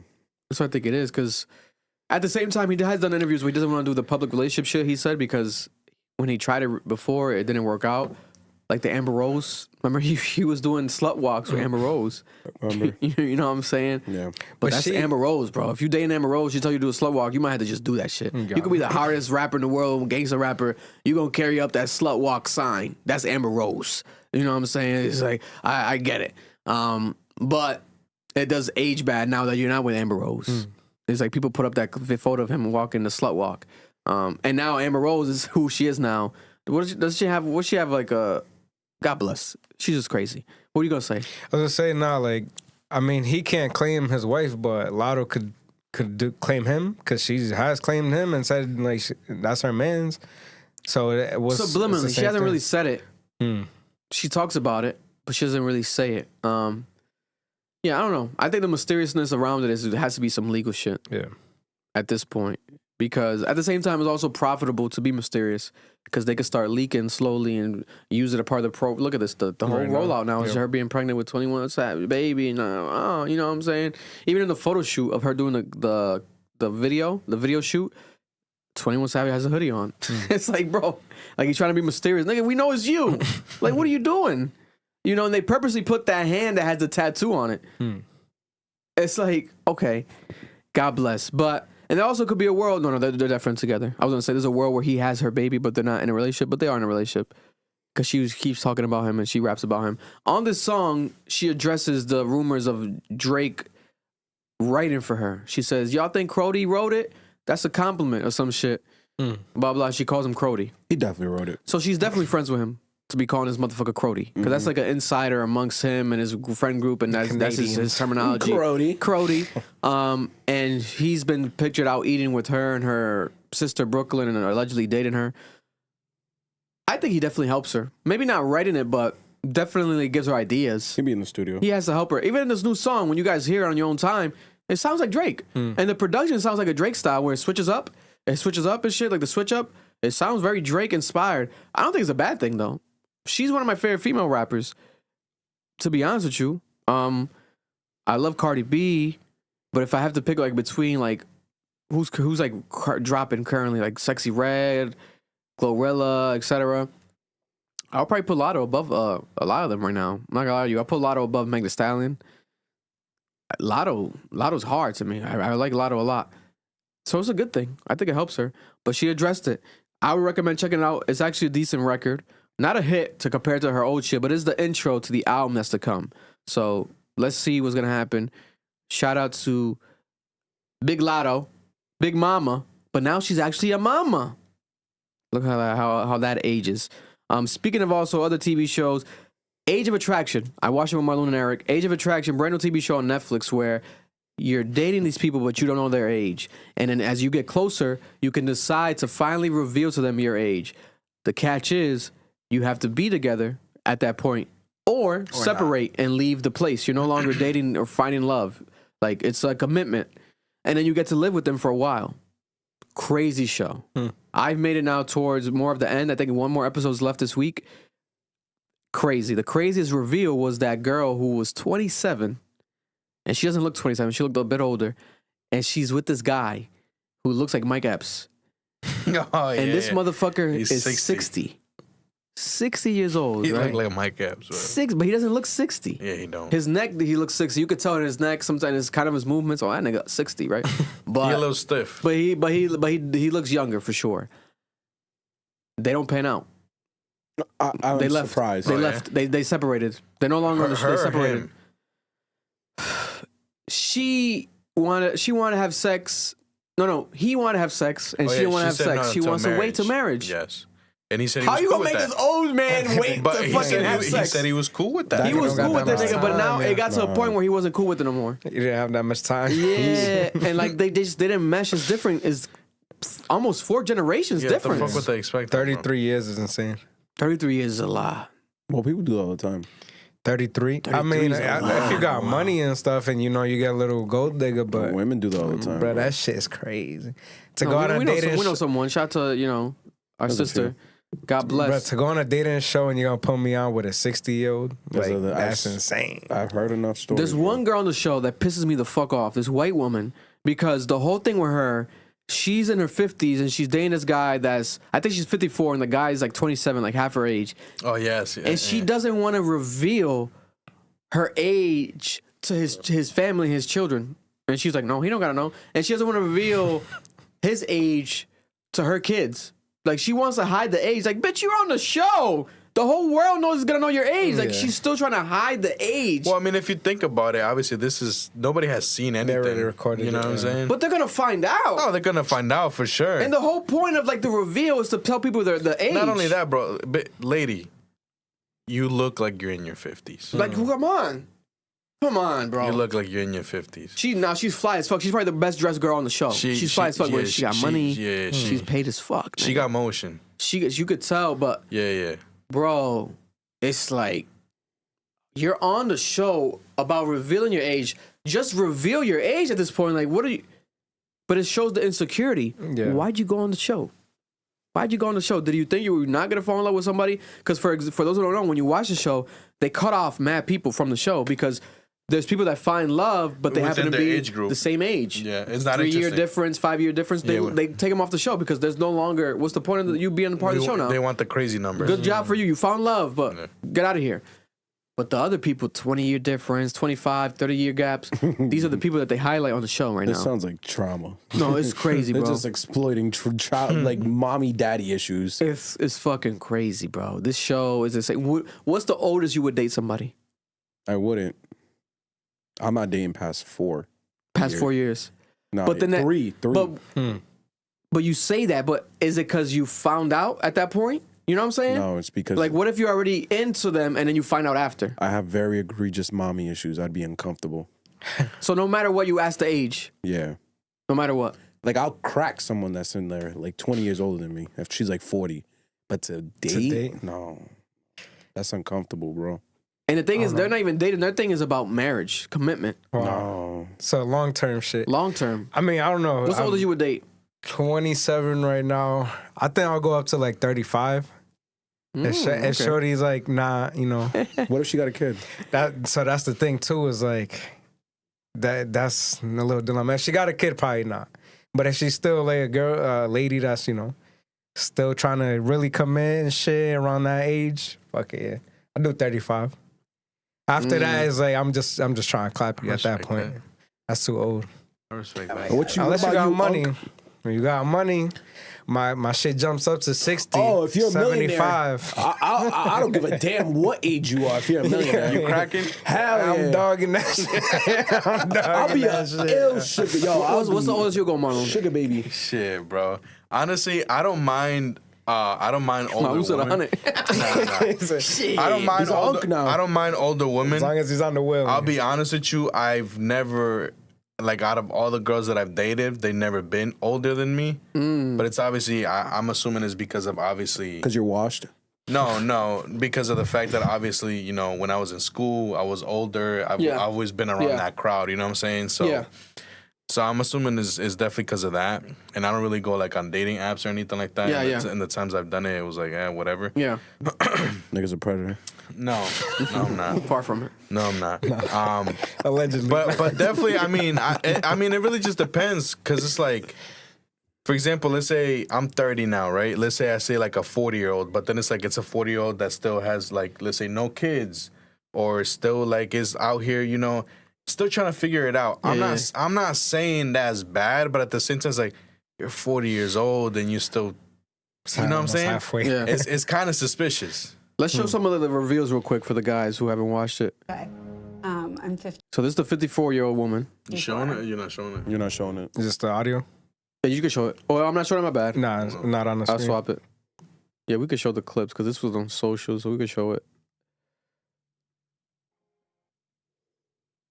JT. It's not playing on It's on the TV. Yeah. Oh, my bad. I'm 54. The people, we did say that he does look like Justin Timberlake. Ain't that crazy? Before the drugs and the tour. I would crack that. And that's it. Oh, he's the 27-year-old. There you go. Get your seatbelt on. Got your seatbelt on, He's you taking old a far bitch. ride. If you look at him, he don't look 27. He look a little bit older. He look older. I'm about to knock that dust off that pussy, I ain't gonna lie to you, bitch. bro. Watching this shit with these motherfuckers was the funniest shit ever. Yeah, bro. we were dying. Everybody was dying, We made bro. this shit so good, bro. Every reveal was just crazier and crazier. Yeah. I was about to lift her up and spin her in the helicopter. He about to toss her hip around, bro. I am 27. Oh my god. She's sick. She's sick. He got that young dick though. Look at this one. Look at this one. This is the youngest girl right here. So he's 38. I'm 38 years young. No, nigga, you're 30 years old. He looks younger than 38 though. You got something? Nah, he's in his 30s. And he got 2 kids. That one's acceptable. Like low 30. Depends how old she is though. Ah, you'll see. How old do you think she is? 21. Let's see. Don't know if I was expecting 38. Definitely a little shocked. She's like 19. I thought you were All young. with Thrasher shit. I thought you were. But it's gonna be okay. Scared? I'm a little nervous. Okay. I am 22. Oh, I was close. Solid. Damn. He's amped right now. He's gassed. Yeah. No, he about to hit her with the toma, nigga. What's he talking about? She definitely got daddy issues. The thing, he has kids around her age. No way. Oh, she about to ride his dick. You see how she looking at him? He didn't like it, bro. horny. He got pissed. He got pissed. heated? Yeah, he got pissed. Oh, shit. Nah, this is my caps right here. So here's the girl, 27. 27. Oh, that's the 60. He don't look 60. He don't. Nah, look he 60. don't, bro. He look good. He look good. Even his physique, bro. He look 40. He look kind of 45, 50. The hair gives his age line. And that's without the Beijing. He got to put some Beijing in that bitch. There's a lot of grays. I fuck with it, but he could put some Beijing and pull it off, bro. Okay. Put some just for men. You know, this is the way God's testing my work. There's not enough to remember, okay? Doesn't bank me back off it. Okay. So you ready for mine? Ready for mine? Because I don't know if you're ready for this. But held the I hand. don't know if you ready for this number, baby. But held the hands. I'll drop this dick on you, baby. I really don't know if you're ready for this one. I'm an old timer, baby. You ready? I'm 60. Yeah, that's crazy. And I'm 40. Nick. And they went on dates and everything. Like Everything. They live together. This girl's 23. Shit. He's 43. This girl's delusional, though. She's crazy. I've been a paper early. He looks 30. He looks Dominican too, but I guess he's not. He's Haitian, right? Okay. No, he was was he Haitian? I think he was Haitian, half Haitian. That's that Pharrell lotion. Dated a 26-year-old? This is 26 guy, Habibi, with 41. Jesus. Nah. He said nah right away. He said nah, it's crazy. I'm 29 years old. 29-year-old. This is the girl doesn't want to. I don't want to. She's older. These are just fantasies. No, that's not the one. Never mind. She gotta be like I was 40 right. something. That's good for me. Yeah. So I am What was her age again? She's in her 40s, right? 49. Oh, I'm killing it. I'm killing it. I'm sending it into retirement early. He said I was gonna guess 29. Oh, he's in that. He's a natural. He's a natural. No. It's crazy. That's crazy. The age gap is crazy. I don't go fuck. I would do older. You know, I did older. They just a year older. I feel like at a point she's like 2 years older at one point. No, technically with the years. A year and a couple months. A year months. But definitely never in my life. I mean, I wouldn't do anything now. Obviously, I'm married, but I'll get a ring soon. But but hypothetically, gonna be married. Hypothetically, probably like a 10-year max. That's what I was gonna say. Because I feel like 10 years. But also depends it's how such a old you big are. generation cycle. Like people's. Because the thing We're not is like, talking about having sex. We're talking about dating. You're let's gonna say- date someone seriously 10 dating. Let's say, Oh, and the niggas thing are is too is crazy. like obviously the roles reverse, right? If you're a male dating an older woman, cool, you know, it's socially acceptable. But if you're a younger woman dating an older guy, it seems suspicious. But putting that aside, if you're like a 30-year-old man, 40-year-old woman, cool, whatever. 40-year-old man, 50-year-old woman, you know, it really depends how old you are, where in your life you're at. 25 to 35, cool. Yeah. 45 to 55, Kids. You know what I'm saying? It's like also kids. The idea of like what is it with your life? Like, do you have kids? Also, some people mature. You know what I'm saying? This girl could be you meet the girl, she might be 22, but she could be mature as fuck. I know a lot of 22 years olds are dumb as fuck, right? Like they're just. She's not mature, bro. You We know, saw her in the show. Yeah, this girl in the show is not mature as Which she is could funny be. because he keeps mentioning he wants to see you. A He wants mature someone woman, mature. which is hypothetical. He's like, I want to see her mature They're not side. gonna end up together in the finale, bro. These are mommy and daddy issues, bro. Yeah, no, I don't see this working out in the finale with that. But the show is a genius concept. Because I could see them doing a million seasons of this shit, bro. 100%, yeah. Because you know how many people would just want to participate? They want to go to this because like they believe in that. The same way they believe Love Is Blind, they believe that age is nothing but a number. You already got the Love Is Blind show. Now you got the age is nothing but a number show. It's getting very close to a fetish. It's getting. But that's very what I was telling the close guys. to I'm it. like, the 22, that's the youngest one we saw. But I was like, if it got younger than that, I'm like, this shit could get weird. Like, are they going to allow a 19-year-old on the show? Or it gets I hope older. that they don't. Imagine a 65-year-old woman. That's a fetish, bro. If you're in your 20s and you want to fuck a 65-year-old woman, that's a fetish. My thing is too, how much of this is real? That's not a good Because, point. for example, the 27-year-old girl that ended up with Mike Epps, she was vibing with the other guy, remember? But he was a little bit younger. Yeah.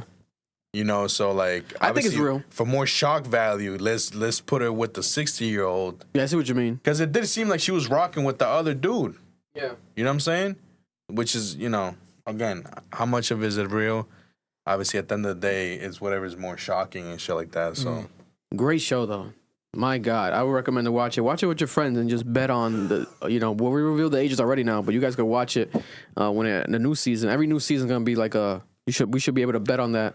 And just like, you know, what's the age? Who's going to be older, older and younger. They got to do that in a developing country. Do that in Latin America. You better find out real quick how nasty it is out there. Oh, my God. Niggas going to be 60 days. Everything's over. How old are you? That season will last How old are one you? episode, bro. 13 años? We never talk about that. We never talk about that. The fuck? Bro. Dominican Republic. My niggas in DR, bro, it's back in the day and still now, niggas will date a 15-year-old, bro, be 40, bro. No, it's crazy. That shit would get canceled so fast. It's crazy. And their cousin. And their cousins. There's a brand new show, Jury Duty, is on Amazon, but it's season 2. Jury Duty was a show where everybody was an actor on the show except one person, and they tricked him to believe that he was a part of a real jury duty throughout the whole time that they were doing it, weeks on end, filming and etc. And they tricked this guy. It's almost like a prank on a random person. And the guy was such a nice guy, etc. So it shows like a dope aspect of humanity. It's like a human test. That was season 1. Great show. Season 2 now, they switch it up. It's not Jury Duty, but it's brought to you by Jury Duty. It's season 2. And this time around, it's a guy working at a company, a hot sauce company. And everybody at the hot sauce company is an actor. There's 3 episodes out so far. And they go on a company retreat. Bro, this show's hilarious. This shit's crazy. You guys gotta watch this shit. It's so, and the guy's so nice. He's so nice, and he's hired as like a temporary job. And the whole trick is like they tell him like, hey, we're gonna film this documentary. We're filming this. You're gonna be a film crew. So if you get on, you know, that's why there's cameras. So that's how they get away with it. So they interview him. They ask him about the shit, and he's clueless. Like the whole time he's clueless, but they're actually acting really good, and they trick this guy. And it's almost like we've seen similar things like this, like a prank, but they'll do it like in one day. But this is a full like weeks on end of filming, a lot of commitment to make this happen. There's a whole season of a show. So far, there's 3 episodes out, and they hit another home run. First season was great. Now the second season so far, bro, it's crazy. I'll tell you this much: there has to be some naiveness to someone to fall for this as well. Because a nigga like me would be doing my Googles like crazy, bro. Are you kidding me? Like, but they probably create fake websites and fake LLCs, well, real LLCs and real websites, etc. Because I would imagine, don't they expect this guy to look this hot sauce company up? Like, I think it's called Grandma's Hot Sauce, etc. And like they do all this stuff, but it's very convincing. But if it's me, I'm gonna be looking all that shit up, etc. So they probably have to vet the person that they actually get on this show to trick them and prank them. And see, like, it has to be a nice guy that would be naive, that would fall for something like this. My question is... Yeah, it was good. So he's being hired, like, as a normal person, right? So he's probably getting, like... He's getting, like, regular pay.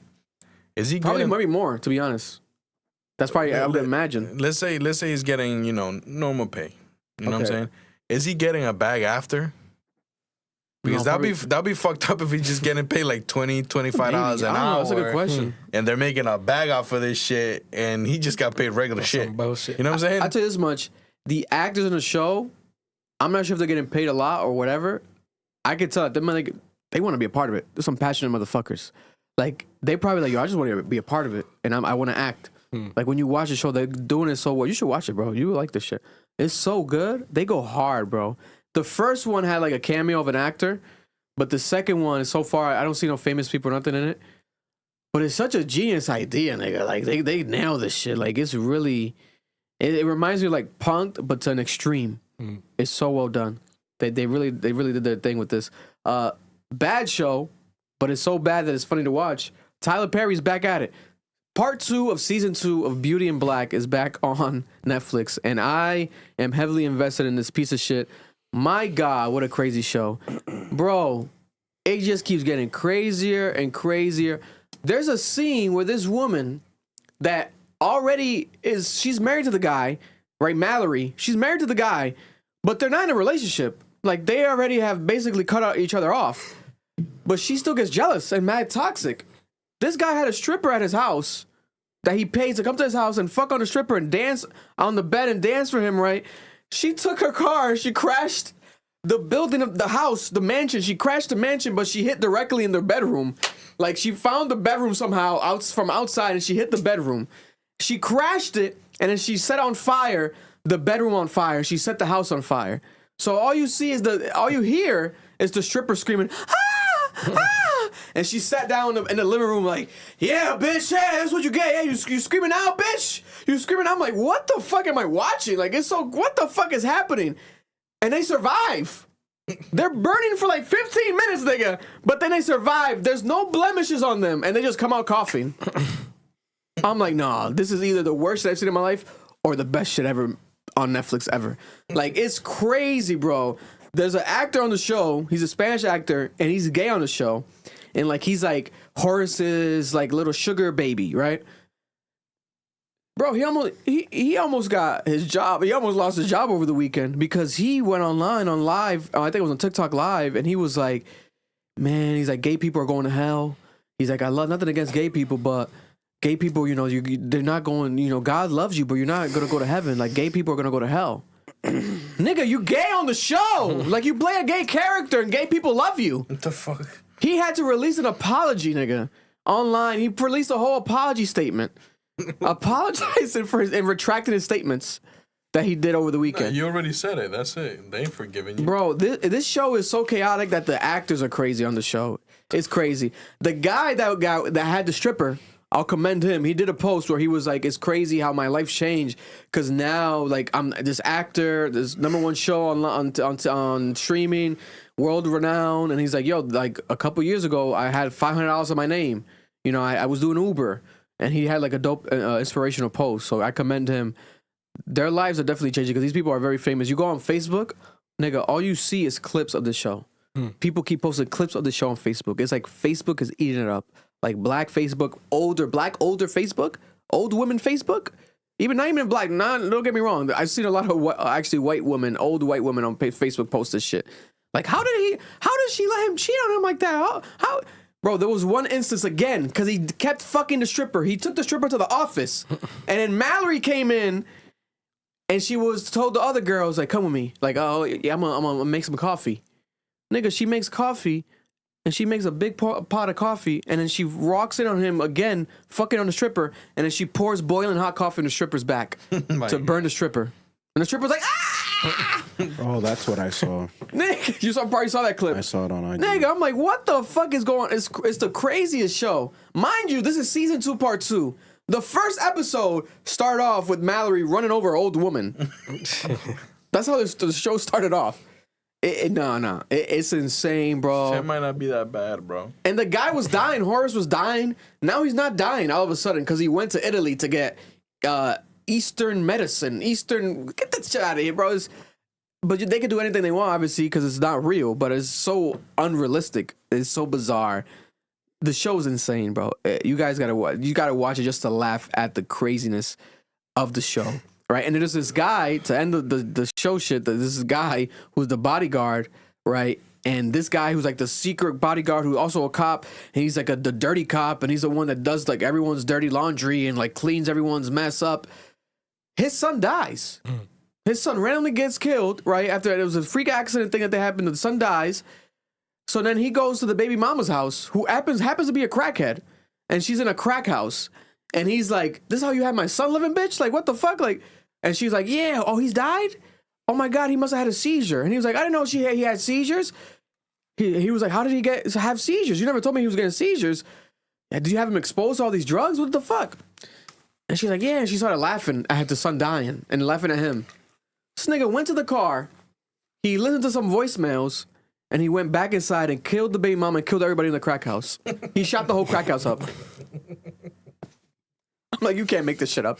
This nigga just killed everybody in the crack house, bro. What is going on? It's the craziest shit I've seen. Like, bro.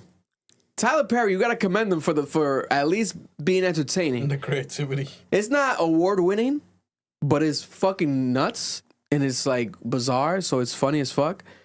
But man, the acting's horrible. Don't get me wrong; it's bad acting. But I would recommend to watch it just to laugh at it. To be honest with you, and also Moana. To end this, Moana. I thought I saw this like, oh, this is like buff. They have this buff lesbian playing Moana now. I'm like, what's going on? This buff lesbian? No, it's The Rock. But he looks like tell me it doesn't look like a lesbian real quick. Just quick shit. You know what I'm saying? Obviously nothing against the lesbians at all. I love lesbians. But look at this Moana. That wasn't the Moana. That was the jury duty. Let me look it up just here. Look at this photo. Don't this look like a lesbian, bro? Yeah, the hairpiece. Look at this shit. The hairpiece they got on this motherfucker. That's crazy. We can't see it on the screen. Oh, my bad. Look at this.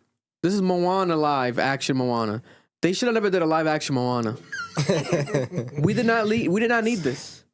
He looks like the Steelers linebacker. He looks like Steelers linebacker. Was it Troy Polamalu? Yeah. Troy Polamalu? Yeah. This is crazy, bro. This is not gonna be believable.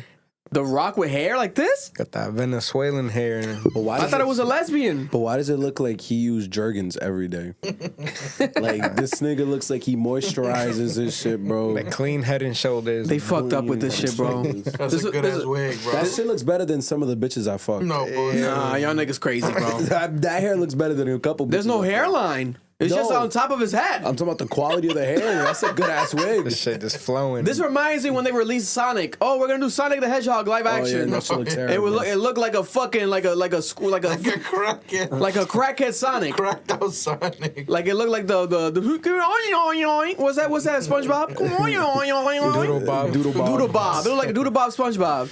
Yeah. Nah, they're gonna have to redo this shit. They probably will. They're gonna see CGI, do some CGI. What's this say? I hate this wig on you, sis. No, ma'am. Bro, this is nuts, bro. Hey, highest paid actor. Probably again with this and Jumanji. Next year, he's probably going to be again the highest paid actor in the industry again. God bless him. You know what I'm saying? Money rules all. So we did the game. We did make sure I got that. Brand new Yeat album this Friday. The Mike Will album dropped this past weekend. Did you listen to Mike Will album, Erlen? Or you be tapped into the new shit. You heard the whole Mike Will album? I haven't heard it completely yet, but I seen he has like 100 features and shit. And production was sounding pretty good so far. Ludacris had a pretty good verse on there. Randomly, new Ludacris verse on there. Good. It was good. You heard the album? It was good production. Some of the verses were terrible though. God bless. Do you think it's better than Chase B? Do you think it's better than Mustard, like producer albums from the ones that have recently been released? It sounded a little dated. Like Chase B at least sounded more newer. I did like what's that? I didn't like Mustards. The Round of Applause song, Round of Applause with Travis Porter and what's that girl? It's a girl on that. But it's good though. That Travis Porter record. I know what you're talking about. Round of that has deserves a round of applause. It gives like old Atlanta vibes. Yeah. But that's my point. Like some of it's not newer sounds. Yeah. They're not really. He's not really trying anything crazy. Yeah. Travis Porter and Mona Leo. Mona Leo, she's hard. Yeah. She's hard, nigga. She's one of the hardest female rappers out right now, the newest ones. She's hard. Shout out to Mona Leo. But yeah, brand new Mike Will album out right now. J. Cole verse was fucking terrible again. The J. Cole verse was terrible. Like lackluster. You said it earlier. I hated that shit. Retire. BTS is back with a new album, K-pop album. I'll probably react to it this week. Brand new K-pop album. I guess it's been years since they dropped. I think like 6 years since they dropped a new album, BTS. So they're back in the scene, taking over the world, taking over the charts everywhere. Didn't they have a racist scandal and that's why they retired? I don't know, really. It was something like that. Might have been the other ones. Let's not put them on their body because their fans are maniacs. So they're insane. Correct us if we're wrong, please. Because I forgot what the fuck happened with BTS. I've heard mass scandals about K-pop being racist. Oh no, yeah, I wouldn't be surprised. It's so much of a cultural difference that they think like, you know what I'm saying? Like they have hip hop records damn near at that point. No, yeah. I reacted to the Spider-Man movie trailer. You guys watched the Spider-Man movie trailer? Yeah. Yeah. Excited for the new Spider-Man? It's dark. It's one of those. It's probably honestly I haven't seen a Marvel movie since like Endgame because I just stopped. Damn, nigga. I stopped caring about it. It got whacked. Not even the shows? It got whacked, bro. You gotta watch Wonder Man. My thing is, bro. I told Eric gotta watch Wonder Man too. With superhero movies and superhero shows, if there's not like a deeper meaning, like a darker meaning, I don't really care about it. With this new, you like Wonder Man then? I love that Spider-Man one because it's like he's dealing with an existential crisis and like it's forcing him to like actually look within. And I thought it was like mutating powers. People were telling me like I guess he's turning into a real spider.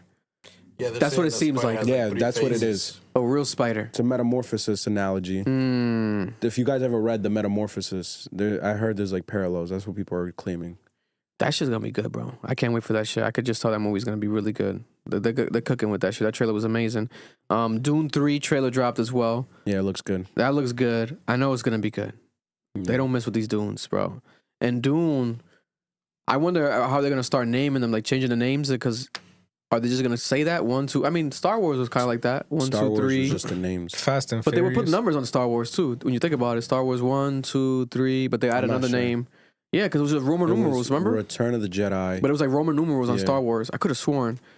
Because it's a new Dune. Dune's like the new Star Wars, but it's not the new Star Wars. Because Star Wars technically, historically, got inspired off of Dune. But Dune now started doing the movies. Yeah, because they were books. So we could get 20 plus years more of Dune movies. So technically, that's a bag for life for Chalamet.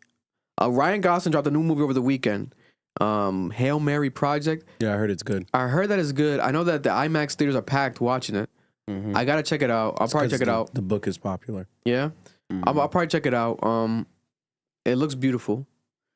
my thing is I was like, oh, another fucking space movie. It's like every big actor gets a space movie. Fucking And it's just Matt Interstellar. Damon, The Martian, Interstellar.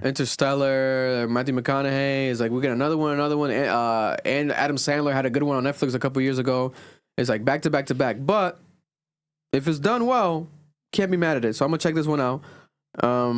And I showed you guys, this is where I had the link for the lesbian Moana, they get Mona. Moana, Dwayne The Rock Johnson. Some local news stories to close out here. I saw this. I want to highlight this. There's a brand new here museum, African American History Museum. The first Black American museum of Rhode Island in name. Round of applause. Congratulations. It's opening up at 500 Broad Street in April. That's beautiful. And it's committed to the grassroots outreach, history, and programming entirely led by Black community members. That's what's up. That's what we fucking need. Yes, sir. Especially right now, where they want to dismantle anything similar to this. When you see this actually now being new, happening in our city, in our state, you have to support this. I also think this is just so important because a lot of people don't know, like, slavery played such an important role in Providence. I remember when I was in Africana Studies at URI, rest in peace to Earl Smith, the professor who died at URI, but he was teaching the class and he had someone who had done their research for their PhD on Rhode Island. There's a beautiful book called Dark Works, and it talks about literally the slave trade. Not the slave trade, it was a slave trade. Yeah, it was a slave trade is what helped build Rhode Island. Like, slaves built Newport. Like those paths leading to Newport was built by slaves. The Brown family made their wealth off slavery. Wow. A good portion of it. And when you think about it, it's crazy. Like, people don't know this. And like slavery, the slave trade specifically was still going on in Rhode Island even after the North had abolished it. Like, Rhode Island, I think, was one of the last northern states to give it up fully. So I'm glad that they're doing this museum because Black history in Rhode Island is like really special and specific. So this is dope. We need this shit, man. We need it. And also, there's still melting snow here in Providence. If you go towards what would you call this area? This is like not downtown, but I don't know. What do you call this area? You guys know where this is where like the strip clubs are. What's that big street, the main street where the strip clubs are? Oh, Atwell's. Atwell's. In the Atwell's area. That's not Atwell's. No? That's not Atwell's. Is it? It's not. Bro, It starts with Atwell's A. is Federal Hill. Allen's Ave. Allen's, something with an A. It's Okay. Allen's Ave. Allen's Avenue. I'm losing my mind. I'm sorry. The Allen's Avenue lot where they typically do the carnivals there. They Yeah. put the carnivals there. This big lot. They have mountains of snow. And they have officially now hired, it seems like this company that we highlighted before, the LMA Services, that has the melters. And they're melting all the snow. All these machines, they have these melting machines of snow. And I think, did he say in the caption, it says, melting down snow in Providence. They had 4 melters running 30 hours straight. Good. To put a serious dent on the snow mountains that they got to melt. What's the point? People in the comments were saying, what a waste why of don't money. just let it melt there as it's standing? Yeah. It floods. But I feel like that it probably is not good for the soil, maybe. And it's going to take a while. There's never anything there. No. It'll take too long. That's abandoned land. There's nothing there. It'll take too long. I'll show you. There's a couple reasons why you shouldn't just let snow melt. When snow melted in my crib, it destroyed the foundation and went through the house. So I have to rebuild that because shit. No, and it's like also there's like environmental nothing issues. there. I think this. So Allen's Avenue is where the dumping happens. Mm-hmm. I think the issue is the water run. Like that could lead to more pollution in the area. That water would run into the sewer. I don't know what's there, so I can't speak on it. But if they have like shit happening there, that pollution would go into the water once it melts into the sewers and stuff. But I thought it already melted. It's like 90 degrees outside. What's happening? But it'd be cold and hot. It'd be cold and hot. It'd be cold then hot. Hot then cold. Like That's this is weird. like a weird ass spring. We got a couple like hot days and now it'll be back at 30 in the morning. So And it is a mountain too, so it's like and it's the mountains amount of snow. Yeah. Speaking of more construction, people that live in this area, Eddy Street, have been getting this letter. If you live in the Eddy Street area of Providence, landlords, tenants have been getting this in their mailbox, and it's an announcement and a reminder. For those who don't know, there's an Eddy Street demolition in Providence. That means that the actual Eddy Street Bridge over I-95, as a part of an actual construction project on Eddy Street, is going to happen is going to have a one-way opening alternative traffic. Demolition is, so they're going to swap the direction? I wonder why. So they're going to swap the direction on it, and it says demolition is scheduled to begin Sunday, 22nd, and is expected to last 2 months.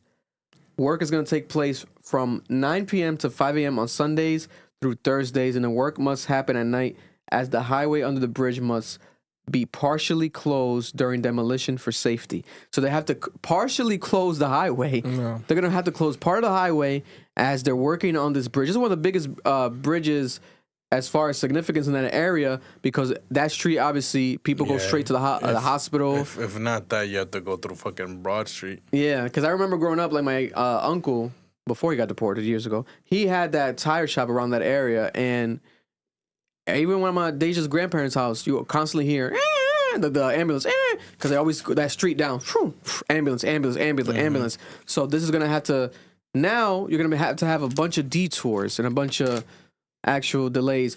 I could have sworn that they were destroying the whole bridge, but I think it says Eddy Street will still be open with one-way alternating traffic. That's already the case, so they're probably just gonna swap it now, I guess. Because right now you could go on there and it has like an impromptu, like what's it called, traffic light. Yeah, literally, like you have to wait for your turn to go. It's fucking it's a mess. That's what they mean. That's so what's probably gonna do it again now. They're just gonna switch. They're gonna swap the side, but I guess this side's more important because now they have to shut down the bottom of the highway as well. Noise and bright lights are expected. So if you got this letter, pay attention in Providence. If you didn't get this letter, they're passing this out for people that live in that area. Check your mailboxes if you are living within that area. Second to last but not least, shout out to Aaron, my guy, Mr. 305. He told me to remind you guys that Hope for Providence, they're going to be a part of the Providence 401 Gives, the annual fundraiser 401 Gives. And it's going to happen from March 31st to April 1st, that one day to donate. And they want you to support them at Hope for Providence is their Instagram, the 401 Gives donation page. If you donate to them, for example, $25 helps stock essential outreach supplies and hygiene materials. $50 provides essential supplies and support for one Providence neighborhood in need. $100 is going to be able to help you community build and fund transportation, food, and basic resources for families. It's basically packages where you donate the money and you know where the money is going to go towards. It's not like you're just aimlessly donating. With 401 Gives, people package up the number amount of money that you're putting, and it's like, hey, they match it. This money goes to this. You know, I remember last year I donated to what's that, the shelter on Broad Street? I always forget the name. The most popular one. They watch us. They support us all the time. Where are you talking about? The Crossroads? What's it called? Crossroads. Shout out to Crossroads. I donated to the Crossroads one. I think I paid for a couple people's like beds and stuff last year. And then they match it. So for what's it called? United Way matches the donation. That's what 401 Gives is about. That's dope as fuck. So support that is happening very soon. And last but not least, Rhode Island, and again, another ranking. We always rank top 5 something, but it's always bad. Rhode Island has officially ranked number 2, the second worst in the United States of America for doctors to practice. There's a new study right now. According to the report, Wallet Hub evaluated all 50 states using nearly 20 key metrics, including physician salaries, job competition, and malpractice costs, and overall medical environment. Rhode Island struggled across multiple categories. Physicians in the state ranked near the bottom of the wages, placing 48th nationally when adjusted for cost of living. The report also highlighted financial pressures. This marks another year Rhode Island has landed near the bottom of the rankings, reinforcing ongoing concern about the state's ability to attract and retain doctors. Nationally, states like Montana, Indiana, and South Dakota rank among the best places, physicians offering stronger pay, lower competition, and better working conditions. Shout out to my guy. What's going on in Rhode Island? He reported this today. The study placed the Ocean State, Rhode Island, 50th out of 51, marking it the second worst state in the country for doctors to practice, ahead of Hawaii. So at least we're better than Hawaii. Hawaii's the worst one, which is, I wouldn't, if I had to guess, I wouldn't put Hawaii. I don't know. I would hope it's good over there. But you guys think this is accurate? There's a lot of doctors here. There's a lot of doctors here. I think it's accurate because I have a couple friends who just graduated too. And not from one from like Brown Medical School, really? And like he said it like right away. None of them really like thought about Rhode Island. Like they're thinking about Massachusetts, fucking New York, like going just anywhere but here. And then we also know too with the nursing stuff, like the nursing employment's been fucking so terrible. Like they're trying to fill it. So I believe it, and it's bad over here for real. God bless. What are you saying? I saw it because Castle reposted it, and then I was looking at it. My thing is this. There's a lot of issues with the healthcare system in Rhode Island. It's not just the doctor problem. The nurses have to strike like every other month. Yeah. Like, I know for a fact, like when Brown University ended up buying out Lifespan, they were trying to cut hours and cut people's pay. Mm-hmm. I think there's just a bigger issue with the healthcare system in the country. Like, I can imagine a world where it's like, unless you're, and again, I'm not an expert on this shit, but I can assume, like, unless you're working like the major cities, you're not making that much money. Yeah, no. Like, they need to incentivize people to live in these neighborhoods, and they need to, like, be able to have competitive pay. That's difficult. This is just crazy to me. Like, second, and Brown University is connected to one the of the best medical schools, in the world. That's just crazy. And, like, you, to complete your residency, you do it in the local hospitals. Like, they're there for years. So that speaks to either the problem is that the people that are, there's no doctor staying, so you just have residential doctors. Or the doctors that are staying are just garbage, which is still crazy. But I believe it, bro. I've had surgeries done at Lifespan. Nigga, they fucked my shit up. They fucked up my gallbladder surgery. And I think they fucked up my sisters too.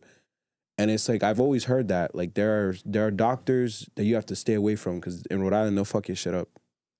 Listen, if you're a doctor out there that's in Rhode Island and you don't believe this, or if you agree with it, leave a comment down below. Come and talk. I would love to hear what's going on. Let us know. Yeah, or if you want to represent this and debate this, be a doctor that's on the other side of this, thinks that this ranking is out of touch or miscalculated, come on the platform as well. Nah, they was in them comments shit on Rhode Island. They was go hard. I read all of them. I would love to know why. I just want to know why. Is it a payment thing? Is it a resource thing? Is it a Brown University thing? Yeah, that's what I want to know. Listen, and we're getting closer and closer to Real Housewives, guys. About 2 weeks out. That's just going to be crazy. If anybody wants to, pay us to do a watch party, let us know. I know there's some places doing it right now. I think that would be great to do it. They went to join you guys. Game. Yeah, they were at the Celtics game. They're already popping. They're already popping, bro. They're already popping. The promotion going. Yeah, Bravo probably set that up. Like, yo, we have the Real Housewives of Rhode Island. Can we have them come through? Because they're not known yet. Yeah. But once the show drops, it's out of here. It's out of here, man. But there we have it. Love you guys. Appreciate you guys. Brand new governor elect, governor candidate, Helena. Interview dropping soon, maybe this week. Working on that right now. We did that, me and Noel, behind the scenes about 2 weeks ago, working on that to get that out for you guys. We were supposed to have the guy, one of the heroes, the hero, actually, the only hero, I guess, that night. Well, no, there was other heroes that night. Apologies. But the famous hero dad of the hockey shooting. He was going to stop by tonight. He couldn't make it tonight, but he's rescheduling. He should be on in about 2 weeks to tell his story and everything, what happened with that. But other than that, we love you guys. We appreciate you guys. Real quick. What you got? Say it. $11.99 with the love. He says love, man. Appreciate you.